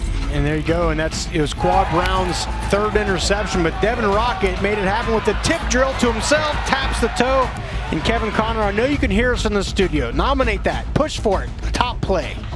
Great job of concentration by the cornerback Rocket. That's not only a top 10 nominee, I feel like that's got to be a top 10 shoe-in, right? Yeah, of course. That was a beautiful interception from Devin Rocket. You see that again, haven't been getting the turnovers defensively all year. Have today, but they got to at some point, Mike, translate into points.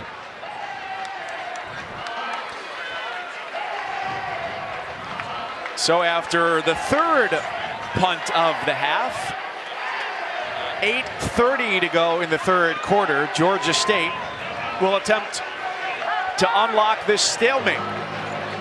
There's Roger Carter. I like to see them get him involved more in this pass game. He has 4 catches in the first half. Then he went down with the injury, and maybe get him open middle of the field here. Former FAU commit goes off to the side and goes backwards. He's dropped for about a loss of 2 on the catch. And I mean, there's South Alabama's playing press coverage to the outside, so even if, when Carter catches that ball, there's 2 red jerseys right there around him. He's got great hands, but it's not his speed that he's known for. Correct. Yeah, he's a big-bodied guy. He can pull the ball down, but yeah, not going to run away from you. They set up the screen on one side to option the deep ball to the other, and it's incomplete with a long ball looking for Pinckney. Davin Flanord, the corner, floating downfield on defense. Another great play by our South Alabama cornerback. And again, Pinckney, he's one of the top wide receivers in the Sun Belt, especially on these type of jump ball situations. The eyes are back. He feels the receiver with his hands in the back and jumps up. Good timing. Way to get that ball out. 2 wide receivers against one another there. Flanord making the transition from wide receiver to corner. And Pinckney looks a little dinged up. That's not good. Especially on 3rd and 11. Brown collects, throws across the field, and it's knocked away again. Would have been right at the sticks. A close call had it been caught, but instead it tumbles to the turf, and the Panthers will punt. The secondary for South Alabama is coming up big. Voice in there. Looks like that's going to be a ball caught for right around the first down, but Voice in the safety doesn't give up on the play.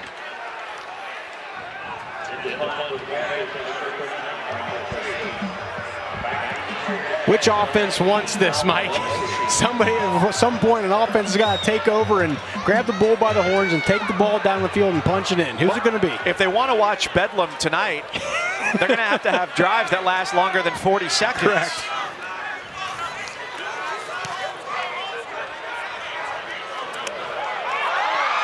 Ball is bobbled and recovered. Could have been a very short field for Georgia State, if not had it been quickly pounced on that punt. Whoa, dangerous for Colin Lacey. And Lacey, the true freshman, you just want to judge the trajectory of that ball and get your body more underneath it so you're not running and catching, coming forward and having to accelerate during the catch.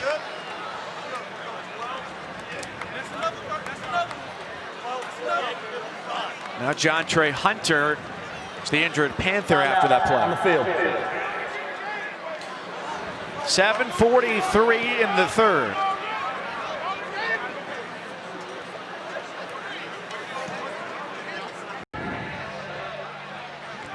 Tonight it's UFC 255, a pair of flyweight titles on the line in Vegas. Davison Figueiredo defends his title against Alex Perez, and Valentina Shevchenko defends hers against Jennifer Maia. Prelim 6:30 Eastern on ESPN2. The main card in English and Spanish on pay-per-view, 10 Eastern, 7 Pacific. And I think they got to start getting Des Trotter outside the pocket here because Georgia State's defense is really teeing off. Mike Cousins along with Rocky Boyman. We're glad you're here with us in Mobile, Alabama, midway through the 3rd quarter. Been tied at 7 for quite some time. South Alabama looking to snap a 3-game losing streak. Georgia State coming off of a loss last week and this season where they've alternated wins and losses without having one or the other in consecutive weeks. So Rocky, what have you seen from the Georgia State defensive line that's allowed them to be so successful getting in the backfield? Yeah, I just think they're starting to wear down the South Alabama offensive line. We talked about 2 of their best players for South Alabama. O-line, Shoemaker and Estes are out. They did a good job early on, but just feels like the strength and the athleticism, especially of that front 7, is just starting to wear them down. Well, here's Trotter running, throwing. Pass is complete for a first down. What do you know? And speak it into existence. There you go. You get him outside the pocket. You can't just allow him to camp back there and get hit and take a bunch of sacks.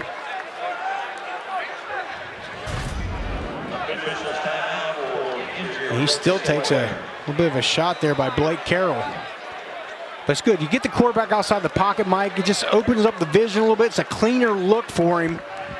And he's good at it. He can throw on the run like that.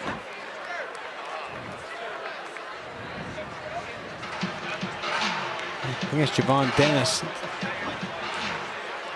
one of those defensive linemen. Of which they're already short today with Dante Wilson, the senior.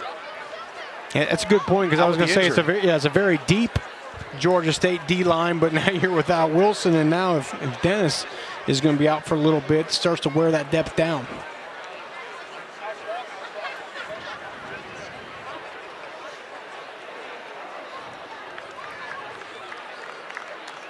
It was a warm day today, but not necessarily hot by any means. In the 70s, a little bit of humidity. Earlier this year here, you would have said, cramping is certainly a possibility. That's right. With the humidity of the Gulf South, but not as much a prominent factor you wouldn't think today. Yeah, there's Dante Wilson. That's who you were just talking about, Mike. You can see that's a good, strong-looking body there Wilson has. Not in the action today. Now we'll see with a couple guys that maybe South Alabama can get something going with their run game. Trotter off play action, has all sorts of time, rainbows it down the middle of the field, and it's over everyone's head. His target was Jalen Tolbert with 2 defenders in tow. That's good coverage by Quavian White again. And you see Brown, the safety, gets involved as well. Or excuse me, he's playing the nickel. And that's what South Alabama likes to do, is take those shots. But they haven't been able to connect on them here today.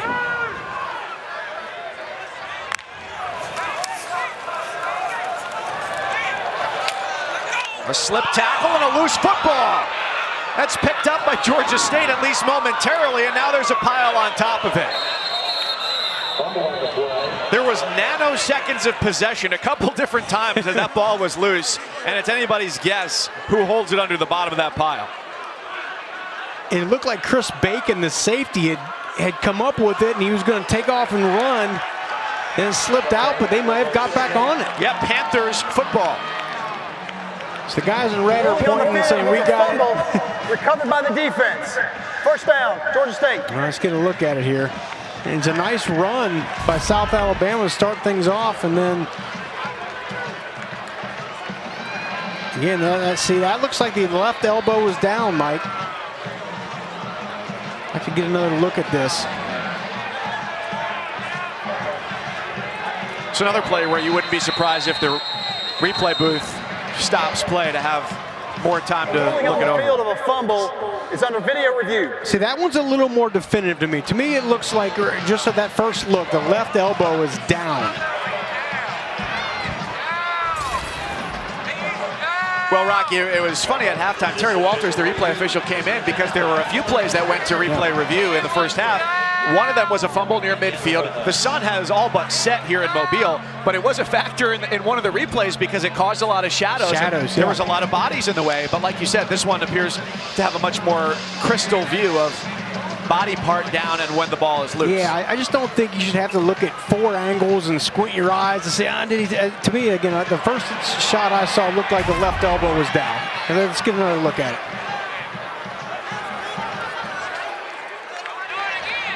Okay, right there, you can't see it out. There, the left, like the shoulder pad of the left arm looks down to me. Before the ball comes out, I think that's going to get overturned. Let's get one more look here. Down. Elbow down. Yeah, there it is. That's going to get overturned. Yeah, and with the elbow down, the ball still appears to be in firm control. Yeah, and that's a great shot by our camera crew right there, really dialing in on that play.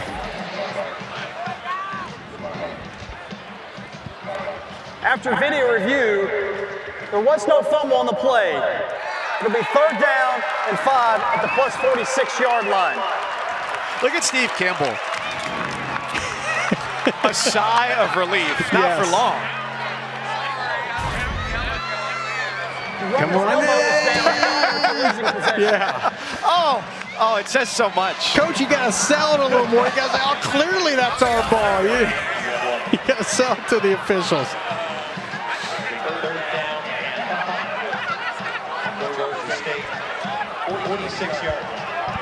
So you've got a mass of people standing between the 40 and the 45. As there's discussion from Sean Elliott along the Panthers sideline, and everybody's ready to go. This is 3rd and 5. I don't think you can run the ball here in this situation. And there's Baker right there. See where we go. Well, they do run it. A vote of confidence to go on the ground again, get the first down, and give it back to Jared Wilson after the ball popped loose on that last play. Flag down at the end of the play. And you wonder if Jared Wilson, after picking up the first down, does he get a little jolly, and is that what caused the flag? We'll see.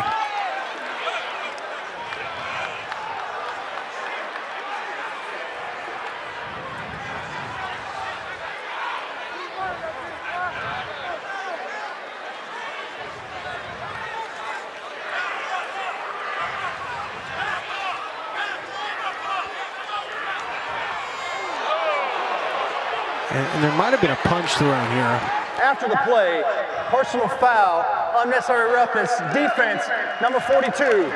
Striking your opponent to the head did not rise to the level of an ejection.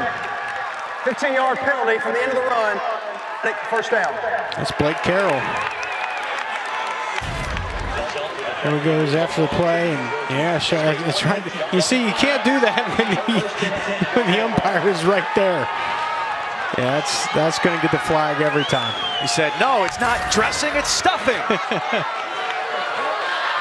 Oh, a broken tackle on a spin to go inside the 10. Could our tie be broken in mere moments? And now this South Alabama offensive line we talked about with Dennis being out, Dante Wilson already being out for Georgia State. They're hammering away.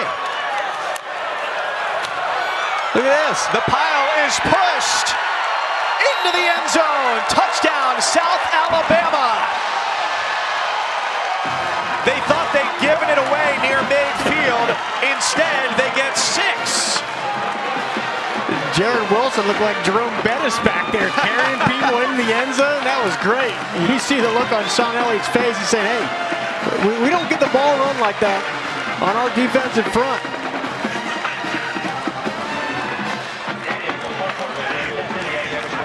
That look says it all right there. A long-awaited score from the Jaguar faithful. And Jared Wilson, when he runs the ball, there's an acceleration. There's a real downhill nature to it. Just come boom. He gets that ball and accelerates, and then the leg drive. Look, not giving up, carrying guys in. Great stuff. I mean, it's just the first time all day when he's carried the ball that this run game, again, just is carrying momentum downfield. The running back is running behind his pads.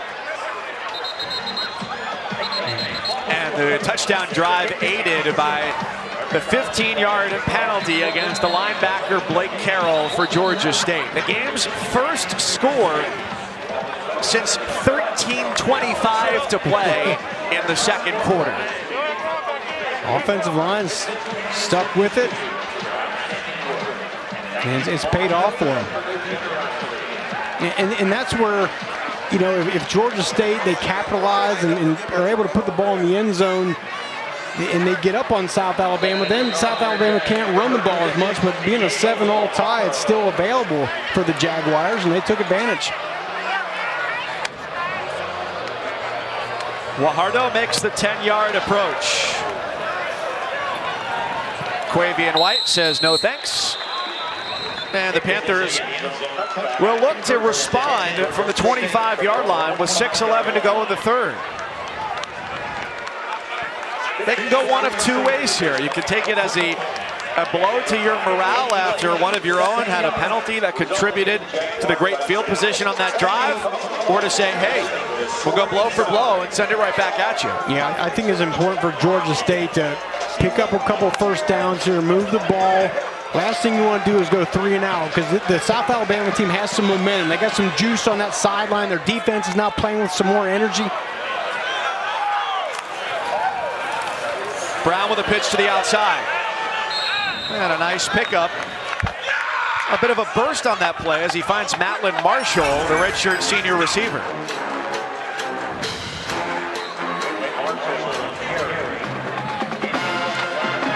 And we've not seen Destin Coates really this whole second half here. He had the fumble early in the first half.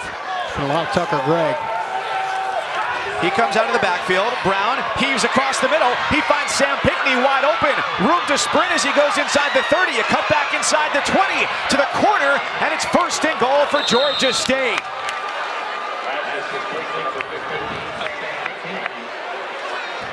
How'd he get so open? It looked like Flanor, the cornerback, was the corner on that side here. There he is. And you see Pinckney's just going to kind of go there, and Quad Brown extends the play. He just got his hips turned around. He got Flanor's hips turned around, and he was wide open. And you just cannot give a wide open opportunity to a wide receiver like Pinckney. Big play. The Panthers load up with a couple of tight ends. A handoff up the middle and a burst through into the end zone. Touchdown, Tucker Gregg. The Panthers are an extra point away from tying it up. And how important was that for the Panthers to answer? South Alabama is running the ball. They punch it in. They got a bunch of momentum. They're excited on the sideline. And bang, bang, bang down the field. Tied it back up.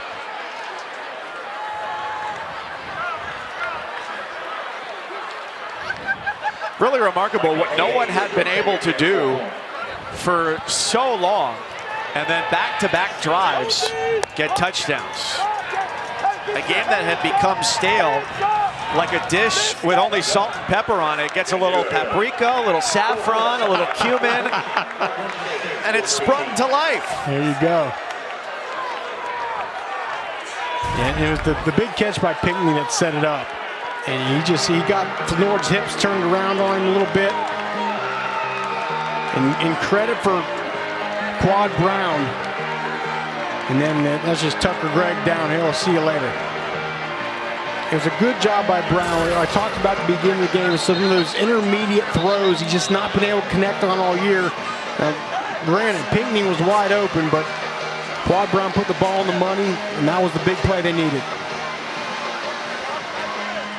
The freshman recruited to lead this offense and has got them back to a tie ball game. Still 5:16 to go in the third. This game is a long way from over, with two teams that are out of contention for playing in the Sun Belt title game. But Georgia State 3-4, South Alabama 3-5.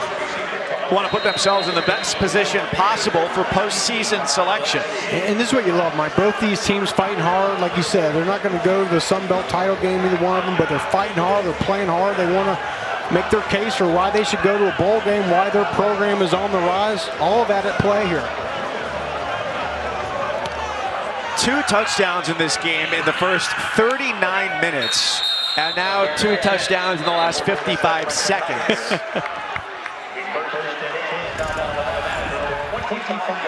And there's for Georgia State. FBI giving 55% chance to win here, and then a couple games left for them. And as you mentioned earlier at the onset of the game, Sean Elliott gets the contract extension. They believe he's the man to lead this program into the next few years. Yeah, really exciting year in 2019. They went 7-6, opened the season with a win against Tennessee, and hoping this year to replicate that success. Not exactly the same, but a win today does get them to 500. And at this point, they've been held short of their potential. Average 33 points a game, just 14 so far, but there's a lot of time to go. 20 minutes of game action left. It's interesting for South Alabama. Jared Wilson, who punched in for a touchdown, not in at running back. Trotter on the run. He does pick up a couple. It was Carlos Davis there running back. We've seen him, we've seen Avery, we've seen Jared Wilson today, and Colin Lacey a little bit. And I mentioned at the onset, Mike, let's go back to that. The secondary for Georgia State's given up a lot of passing touchdowns. 21 pass TDs they've given up, the 5th in the nation, but you can tell South Alabama is trying to get Jalen Tolbert open down the field, but a great job of coverage by this back end for Georgia State. I think they're going to heat him up here.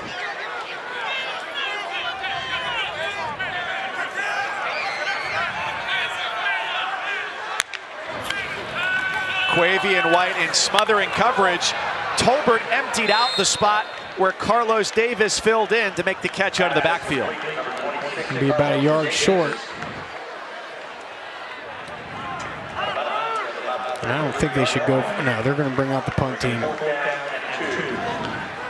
Trotter not happy with that call.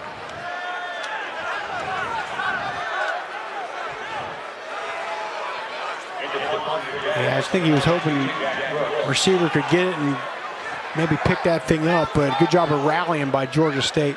Well, that's where the rational brain has to take over for the primal and say, hey, even though you feel like everything's going right, field position not great here.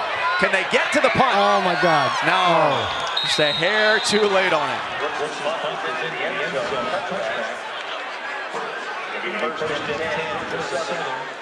Georgia State after 20-yard line. So 14 all, and Sam Pinckney, who had the touchdown grab that helped set up the touchdown, has been stellar all day. Yeah, he has, and you know, just he's the guy that's the big play wide receiver.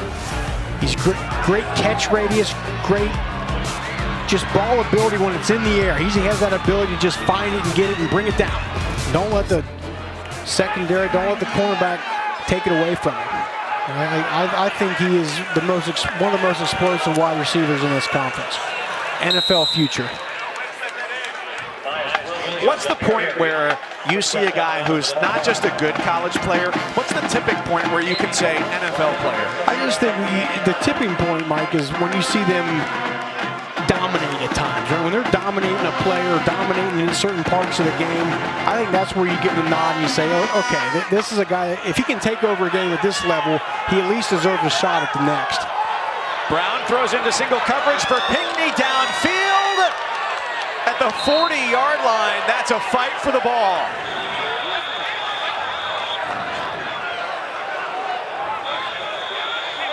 Each side claiming possession. And it looked like South Alabama had more control of that. Now they're going to call it a catch for Pinckney. Wow. Nobody wants to give up on this one. No, never. Because as soon as Pinckney does, it runs. On the field was a catch by the offense. First down, Georgia State. When we were talking about it, Pinckney one-on-one on the outside. It's good coverage. Ball's a little bit, I'd love for that ball to be over the outside shoulder. Yeah, that's just. And nobody can play King Solomon in this case. Somebody has to have full possession of the ball.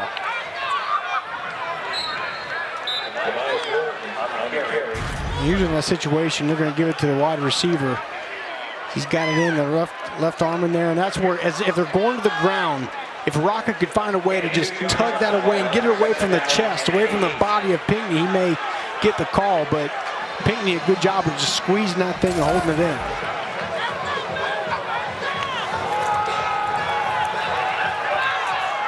Quad Brown checks it down. Jamias Williams spins out of a tackle, rolls forward to about the 32, and that's a guy who we said at the half, if they could get him into some open space, he can get away from the defense. That's right. He's dangerous. He's been close so many times. A little tackle here, tackle there away from breaking one. I agree, Mike. I think they find a way to keep getting the ball in his hands.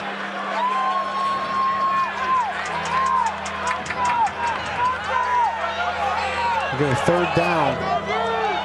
If I'm South Alabama, I'm watching that guy right there. That's Roger Carter, the tight end. There goes Tucker Gregg. He's gone. Not a finger laid on him for a touchdown. From 33 yards out, and Georgia State has the lead.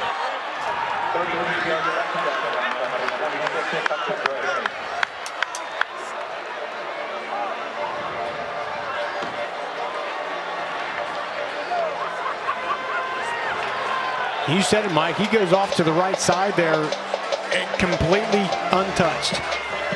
Looked like South Alabama, all their defense was kind of loaded up on that right side there, and no one to the left, and that's where the ball went. And you alluded to it earlier. We haven't seen Destin Coates for quite some time in the backfield for Georgia State, but Tucker Gregg has been more than worthy of the carries he's received. And we'll get a look at it here. All of South Alabama's, a lot of guys are over here, and look at this open lane. Okay, and the offensive line gets a press, and then here comes Glover pulling around the tackle, just gets this guy sealed off, and see you later. He looks over to his left a couple times as if almost to think to himself, am I really this open? That's right. Is there somebody going to come and get me? And Tucker Gregg, he had a great game against Arkansas State some weeks back when Destin Coates was out of the game, and we haven't seen Coates really here in the second half at all. And Tucker Gregg again, it was interesting because this week, you watch Destin Coates, he's got the #2 rush yards per game in the Sun Belt, and Steve Campbell was worried about Tucker Gregg. After the play, unsportsmanlike conduct, defense, number 27. That 15-yard penalty will be assessed on the kickoff. That is number 27's first unsportsmanlike foul of the game.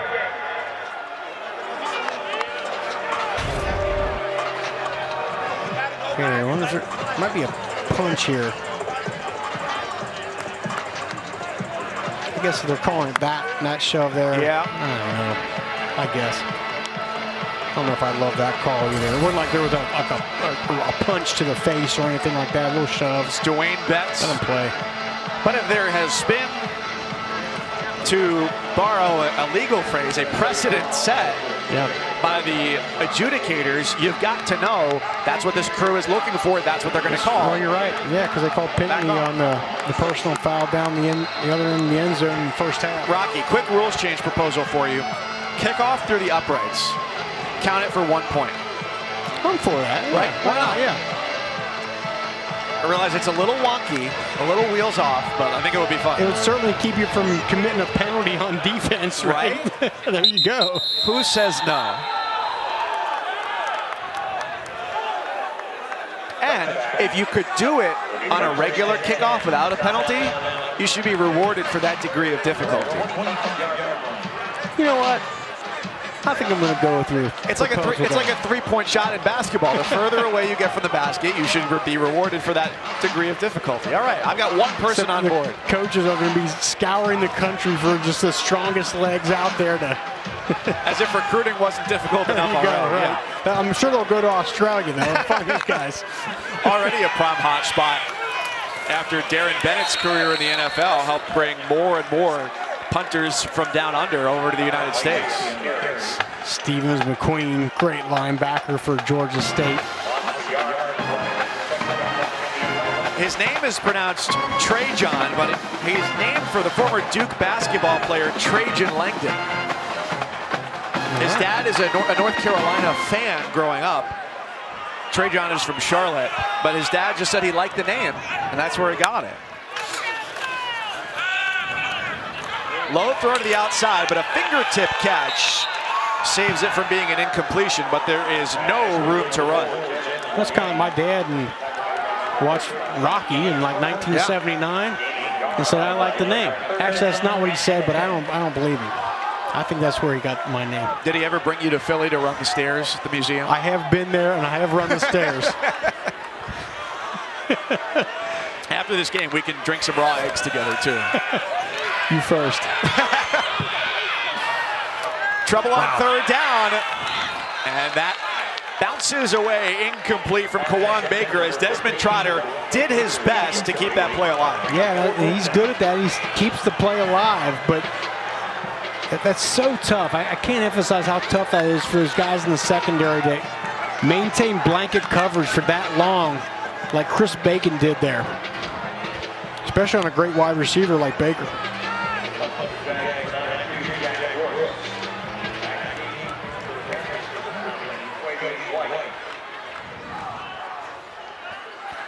Jack Brooks, a former Aussie Rules football player, rugby player in high school, sends this twisting kick back to the 25-yard line, and it's returned for about 6. And another flag to stop play. We do have flags on the play. It doesn't appear as though, as this game grows older, the fondness for the teams will follow. No, they're not. They're a little chippy with one another.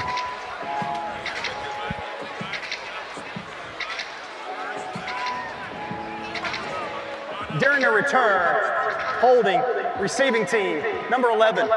It's a 10-yard penalty from the end of the run. First down. The time has finally come. We've made it to the point of the college football season. Knock on wood that the college football playoff first rankings will be coming out. It's exclusively on ESPN Tuesday, 7 Eastern. Reese and the crew will have them.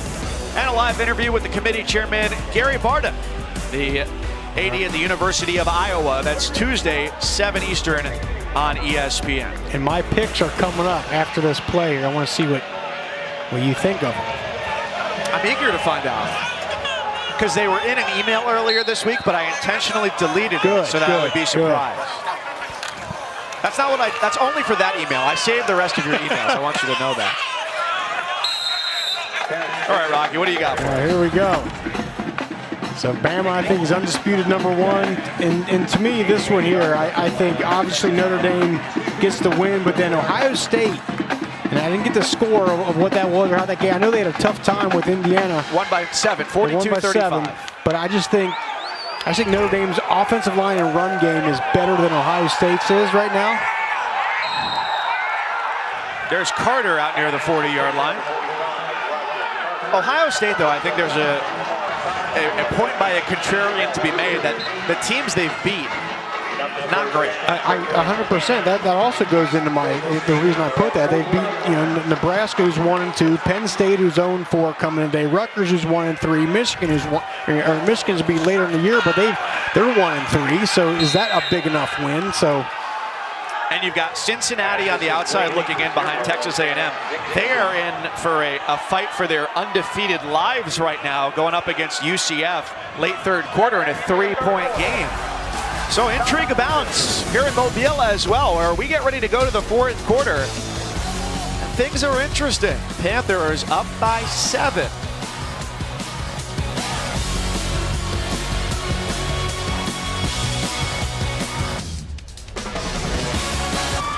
Into the night we go. Start of the fourth quarter, a 7-point lead for Georgia State over South Alabama. The first year of football here at Hancock Whitney Stadium that replaced Ladd-Peebles Stadium here in Mobile. A great facility for what has been an exciting game back and forth. Mike Cousins, Rocky Borman, and you. 15 minutes on the fourth quarter clock. Georgia State's got the ball after a touchdown run on their last drive from Tucker Gregg. He gets the carry here as he meanders down to the 43. And I think South Alabama is going to get a lot of Tucker Gregg. He's going to get spelled right here by Jamias Williams, but the run game is just starting to pick up for Georgia State. Well, it raises the question of the status of Destin Coates. He fumbled earlier, but is he out? That's what we don't know. For that or another reason? Right, injury or play. Williams, he's got it. Pirouettes for a first down. I thought it was interesting what Brad Glenn, the offensive coordinator, said this week. In this offense, there are not a lot of stress-free plays for Quad Brown. Yeah, and what that means is the read for Quad Brown is going to be, he's going to look to the boundary, the short side of the field. If there's a matchup he likes, he goes with it. If not, he goes to the wide side of the field. If he doesn't like that, then he runs the ball. He just kind of cleans it up. He's not really counting the box like some quarterbacks do for the numbers games. Hey, if I like a matchup at the boundary, I'm going to it. Go to the field. Does that look advantageous? No, if not, I'm handing the ball off. So does that inherently make the job more difficult to be a quarterback in this offense? I think it makes it easier because it's, you're not reading the safety. Is he down? Is he in? Is there 6 guys in the box? Is there 7? I don't know. It's just clean. It makes it a little bit easier. This time he makes the decision to keep. He's wrapped up by Riley Cole. Georgia State had pulled, I think, the center and the guard. Had those guys, his big bodies pulling around there, but nice job of Cole of finding his way through that and making a nice tackle. Riley Cole, great linebacker, Sun Belt leader in tackles. All right, here we go. This is big. South Alabama's got to find a way to stop a conversion here. After Williams went in motion, Brown got demolished, but he completes it to Cornelius McCoy. They've got 1st and goal coming up. Brown amazingly put that on target as he was pulverized into the turf. And he took a shot. I mean, just right up the gut. I mean, and then hit. And the courage for Quad Brown to hang in there. He knew he was going to get lit up and still finds McCoy. Tip of the cap to that man right there, Quad Brown. That was great. Might be breathing a little bit harder as he takes the snap, and Williams burrows his way down to the 4-yard line. You wonder if we'll see Tucker or Greg come in the game, if they'll stick with Williams. As you can see, South Alabama doesn't like to bring a lot of pressure. They haven't really done it tonight either. Williams upended. The defense pushed its way through forcefully and quickly. Nice job of penetration by Mobley, the other linebacker. We talked about Riley Cole. Nick Mobley, nice player too. Nice player as well. This is big. If they can find a way to force a field goal attempt here.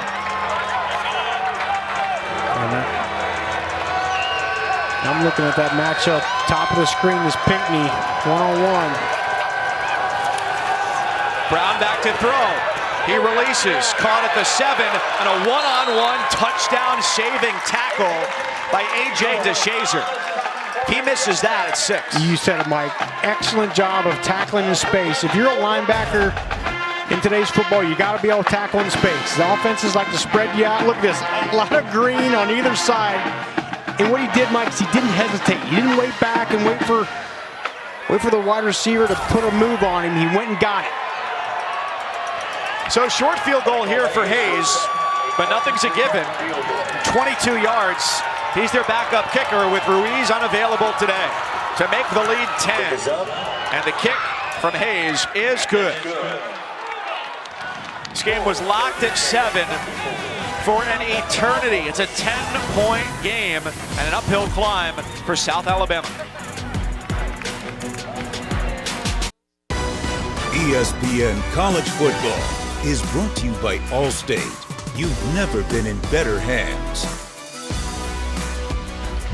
Like putting on a freshly tailored suit, a practice facility just for this team. It's got to feel just as good, which if you walk out the door to our booth and look out the window 10 feet away, that's the view you see is into that beautiful facility. That's a great camera shot there too. I think it's pretty cool. It's like a indoor-outdoor facility or an outdoor-indoor, I don't know, but it's, these rains come on quick down here in Alabama. If they do, boom, they just can go right inside there. Could you call it the football equivalent of a 3 seasons room? Never thought about it that way, but right? Yeah.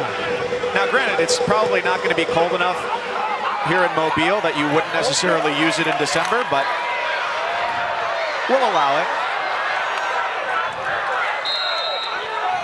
Well, it's not do or die time, but it's time to put something up here for South Alabama as they find themselves down by 10, unable to harness any momentum. And the thing I'm interested in watching in this drive, Mike, is the offensive line of South Alabama versus Georgia State's defensive line. These two units have gone back and forth today. Kind of late in that third quarter, South Alabama's offensive line started to get the momentum back, started pushing some guys around. We'll see who wins out.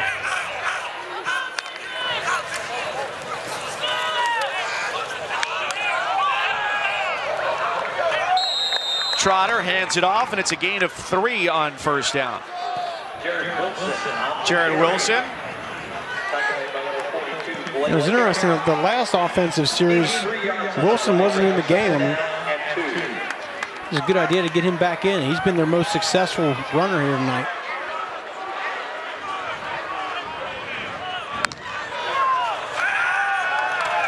Trotter, and he is swallowed up.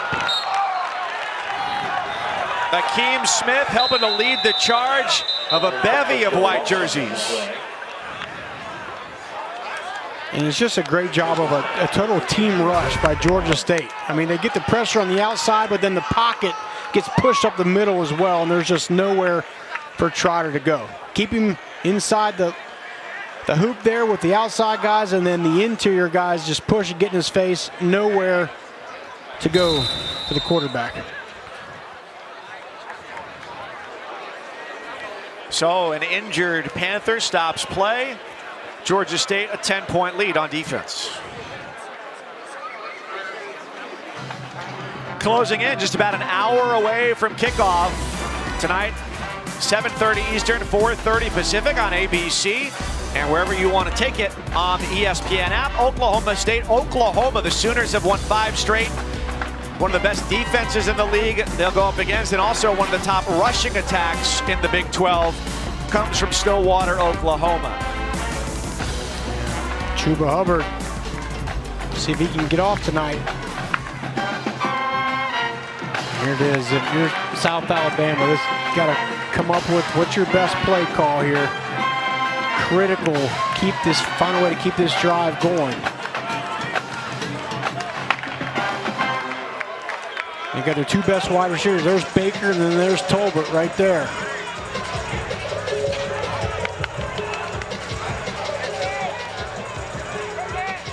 I think the rest, you got to see some max protection. I anticipate a 3-man route here. Try to give as much time as possible for Trotter to find somewhere to go with this football. Corners back off late for the Panthers. They bring pressure. It's a heave down the sideline, and a one-handed grab made by Jalen Tolbert. Ridiculously spectacular to bring that in. Now that's a top 10 highlight right there. We got 2 of them tonight.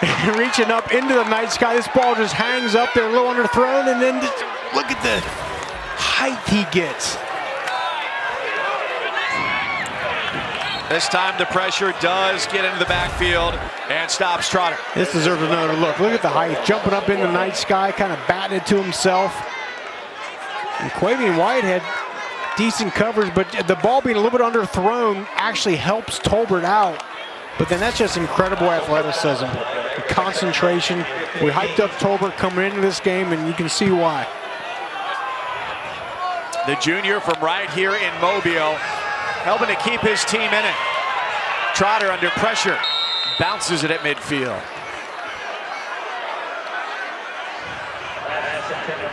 So now they're going to have 3rd and 14, and you can't rely on a spectacular play like that from Tolbert every time. Yeah, but you have to imagine going the direction of Tolbert is always going to be a good idea, though. You had his catch that he tipped to himself there, and then Devin Rocket with a tipped interception in the end zone earlier. So there's some confusion in South Alabama what the play call is or what the alignment's supposed to be.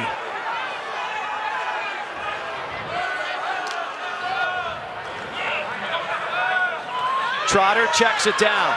Panthers converge, and it's a pickup of maybe a couple. Rocky, the thing that I'm struggling to follow tonight is the progression, or at least if there's any pattern to the when and why of which running back is in the game.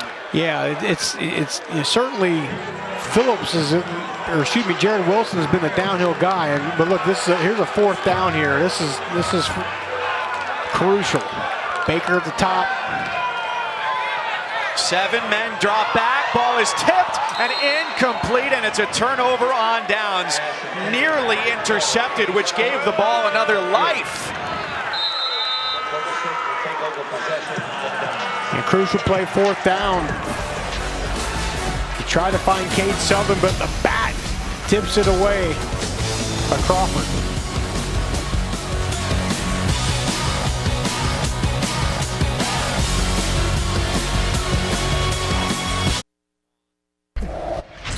It's time for a look at today's Protection Spotlight, brought to you by Allstate.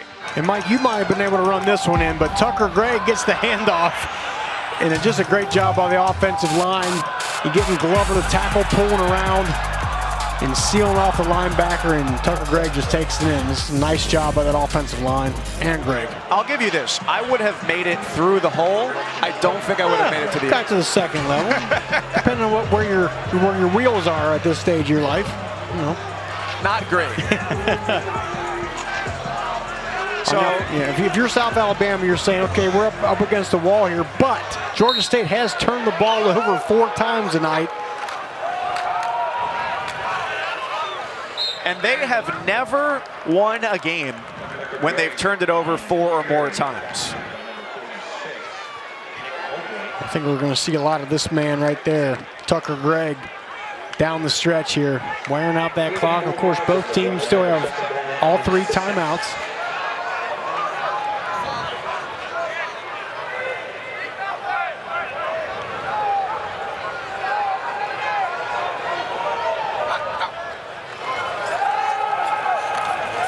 Brown heaving it deep across the middle. Oh, it's incredible. That is just remarkable. As Pinckney does it again. They're up by 10. They take the deep shot and connect. You know how excited I was about Pinckney coming in. These guys are going to play in the NFL. This is, the ball's up for grabs. It's up in the night sky. Flanor looks like he has a beat on it, but Pinckney just jumps up and takes it. Snatch it. Bang. Pull that thing down. That's a great job. Always a good idea to look to the way of number 15. Huge play.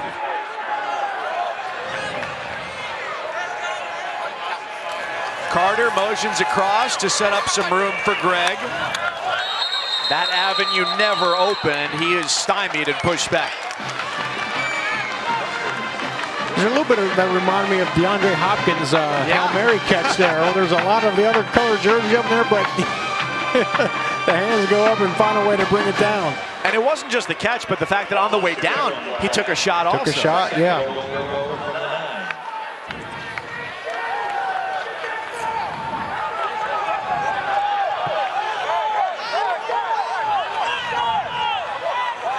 Pinckney's not on the field. They've got Jamari Thrash and Jonathan Ifedi lined up wide.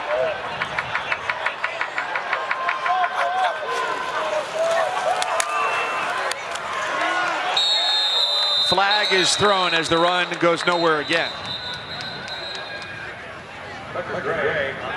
Yeah, Pinckney's not on the field. It's tilting you toward run, a little bit away from pass.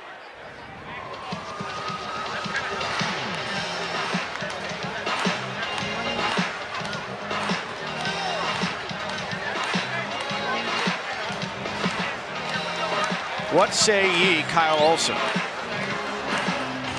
Holding, defense, number 99. Half the distance to the goal remains 2nd down. Sound like Kevius Thomas, the nose tackle.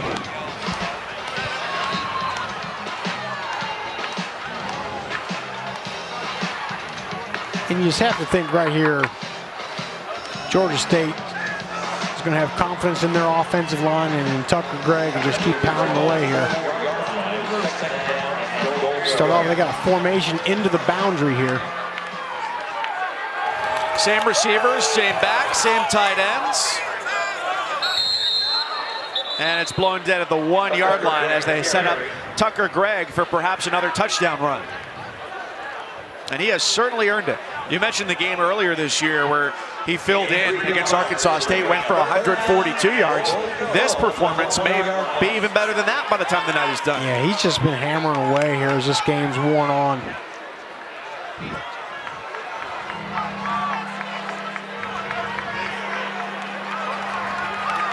figure South Alabama, you got to sell out right here, try to create a negative yardage play, a blitz, something. It's Gregg, shoulders lowered, and plows his way into the end zone. Touchdown, Georgia State, and with 5.5 to play and the lead at 16, teetering on 17, this may have slipped away from South Alabama. Yeah, this is just man-on-man up front. And Tucker Gregg punches it in. And I thought South Alabama's defensive line did a good job early on of hanging in there, but you know, they got some big bodies on that Georgia State offensive line. I think they started to wear them down. And then when you're tackling a 225-pound running back like Tucker Gregg all game, that makes it tough. Well, just when you thought, here's a chance to run out the clock, they did the opposite and went back to Sam Pinckney to get this drive going. A spectacular catch by Pinckney. That was the big play that set up Gregg for the touchdown. Da-da-da, da-da-da.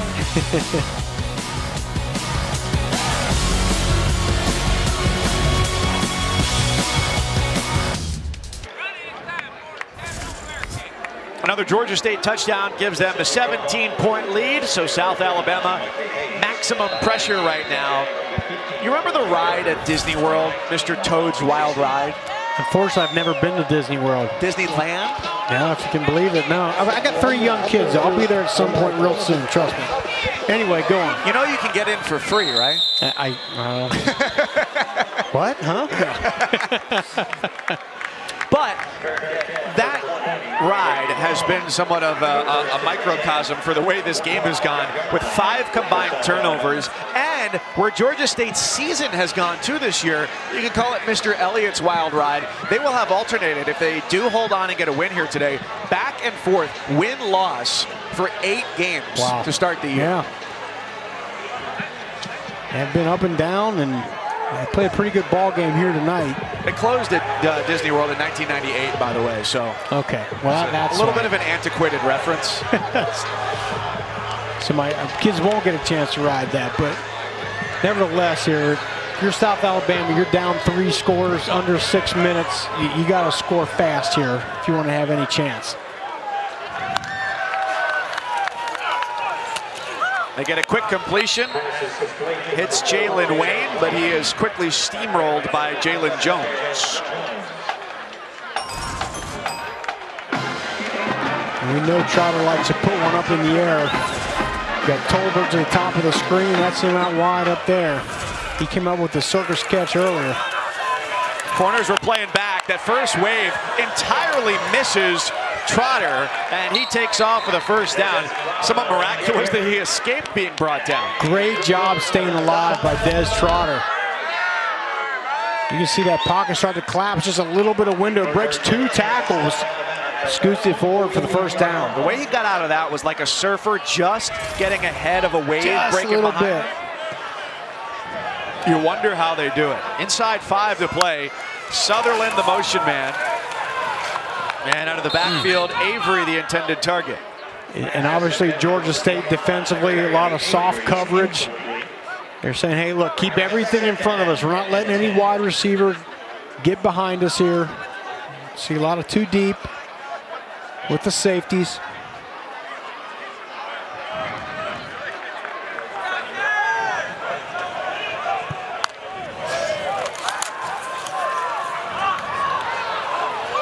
Pressure, and there's Wayne. Her retreats out of bounds, secure with another first down. And importantly for South Alabama, a stopped clock. Get out of bounds, yeah.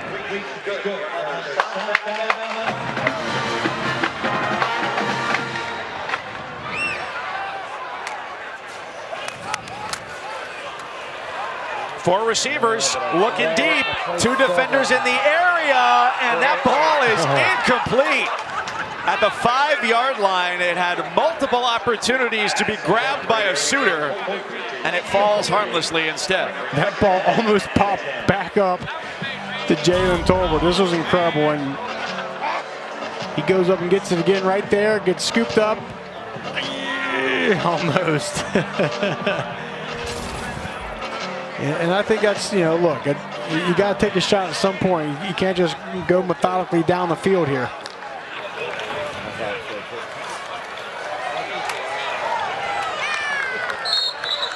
They'll get 9 yards on the run. Yeah, because you're down by 17. Yeah, There's got to be some type of explosive play to help your cause along. Yep.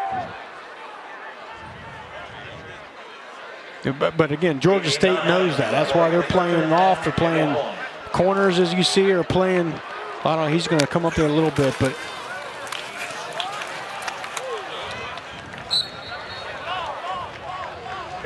First down acquired inside 4 minutes to go. Pretty remarkable offensive output today, too, for Georgia State. 551 yards. This would be the first game, again, in the short history of their program they've ever won, turning it over 4 times and racking up over 500 yards.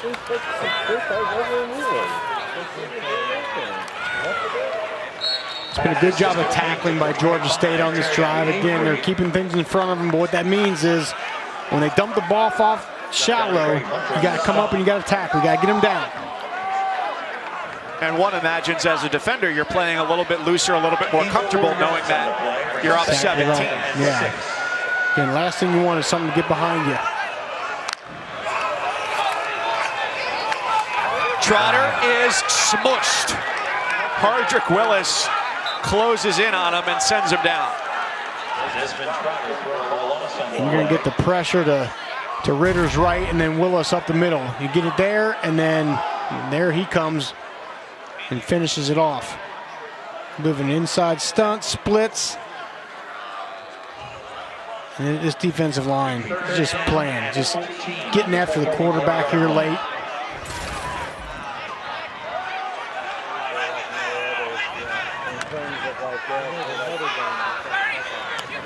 This is Sutherland. He's got space. And he churns the legs to pick up a first down. As the pile pushes behind him down to the 22 with 2 minutes, 17 seconds to play.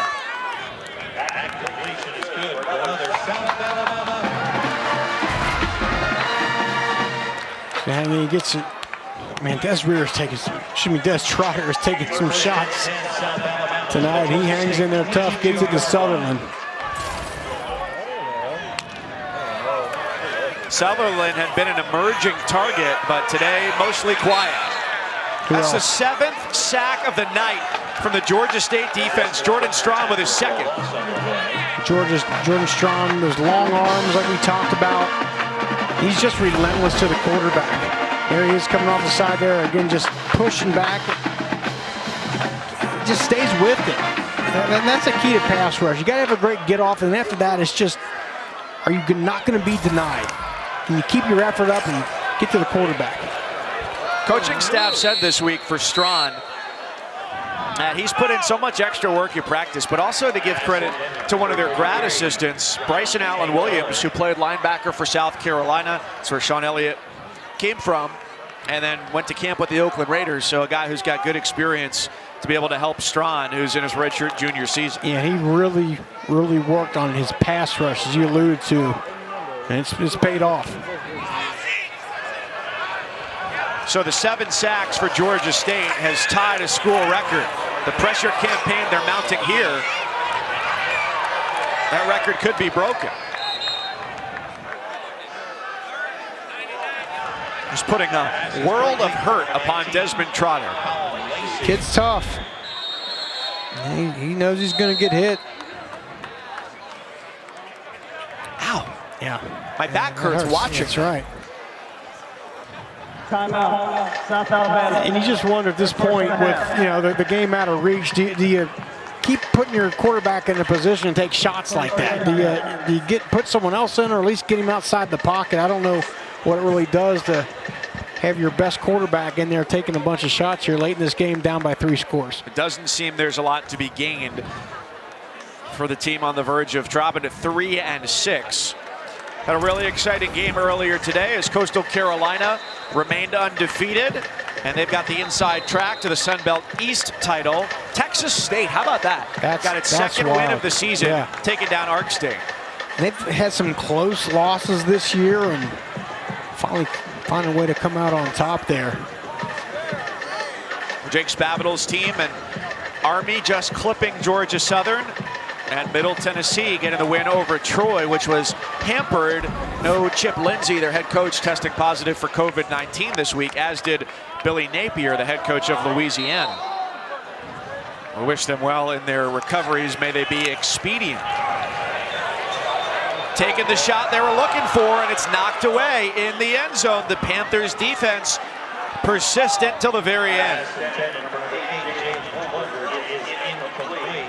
A nice job by Brown on the outside. Good recovery. Tolbert gets a step, and he just nice recovery speed is what it was. He's able to get his eyes back on the ball so he can find it and track it. And then the recovery speed, the left hand comes around, knocks away. Yeah, he made up a lot of ground on He that. really did. Got some wheels.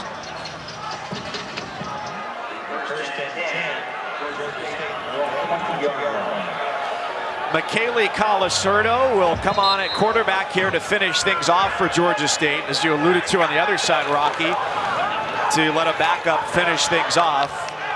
So we saw Colasurdo for one play earlier in the game, just the third time he's getting action this year. Some post-play pushing behind the line of scrimmage there, and the officials a verbal warning. There's already been multiple dead ball fouls in this game. You imagine from them, they just want to say, hey, game's decided, let's let it go. There's Quad Brown. You got to give him credit. Right, 3 interceptions in the first half, comes out in the second half, does not turn the ball over. Made a couple big throws to Pinckney, set his team up for the win.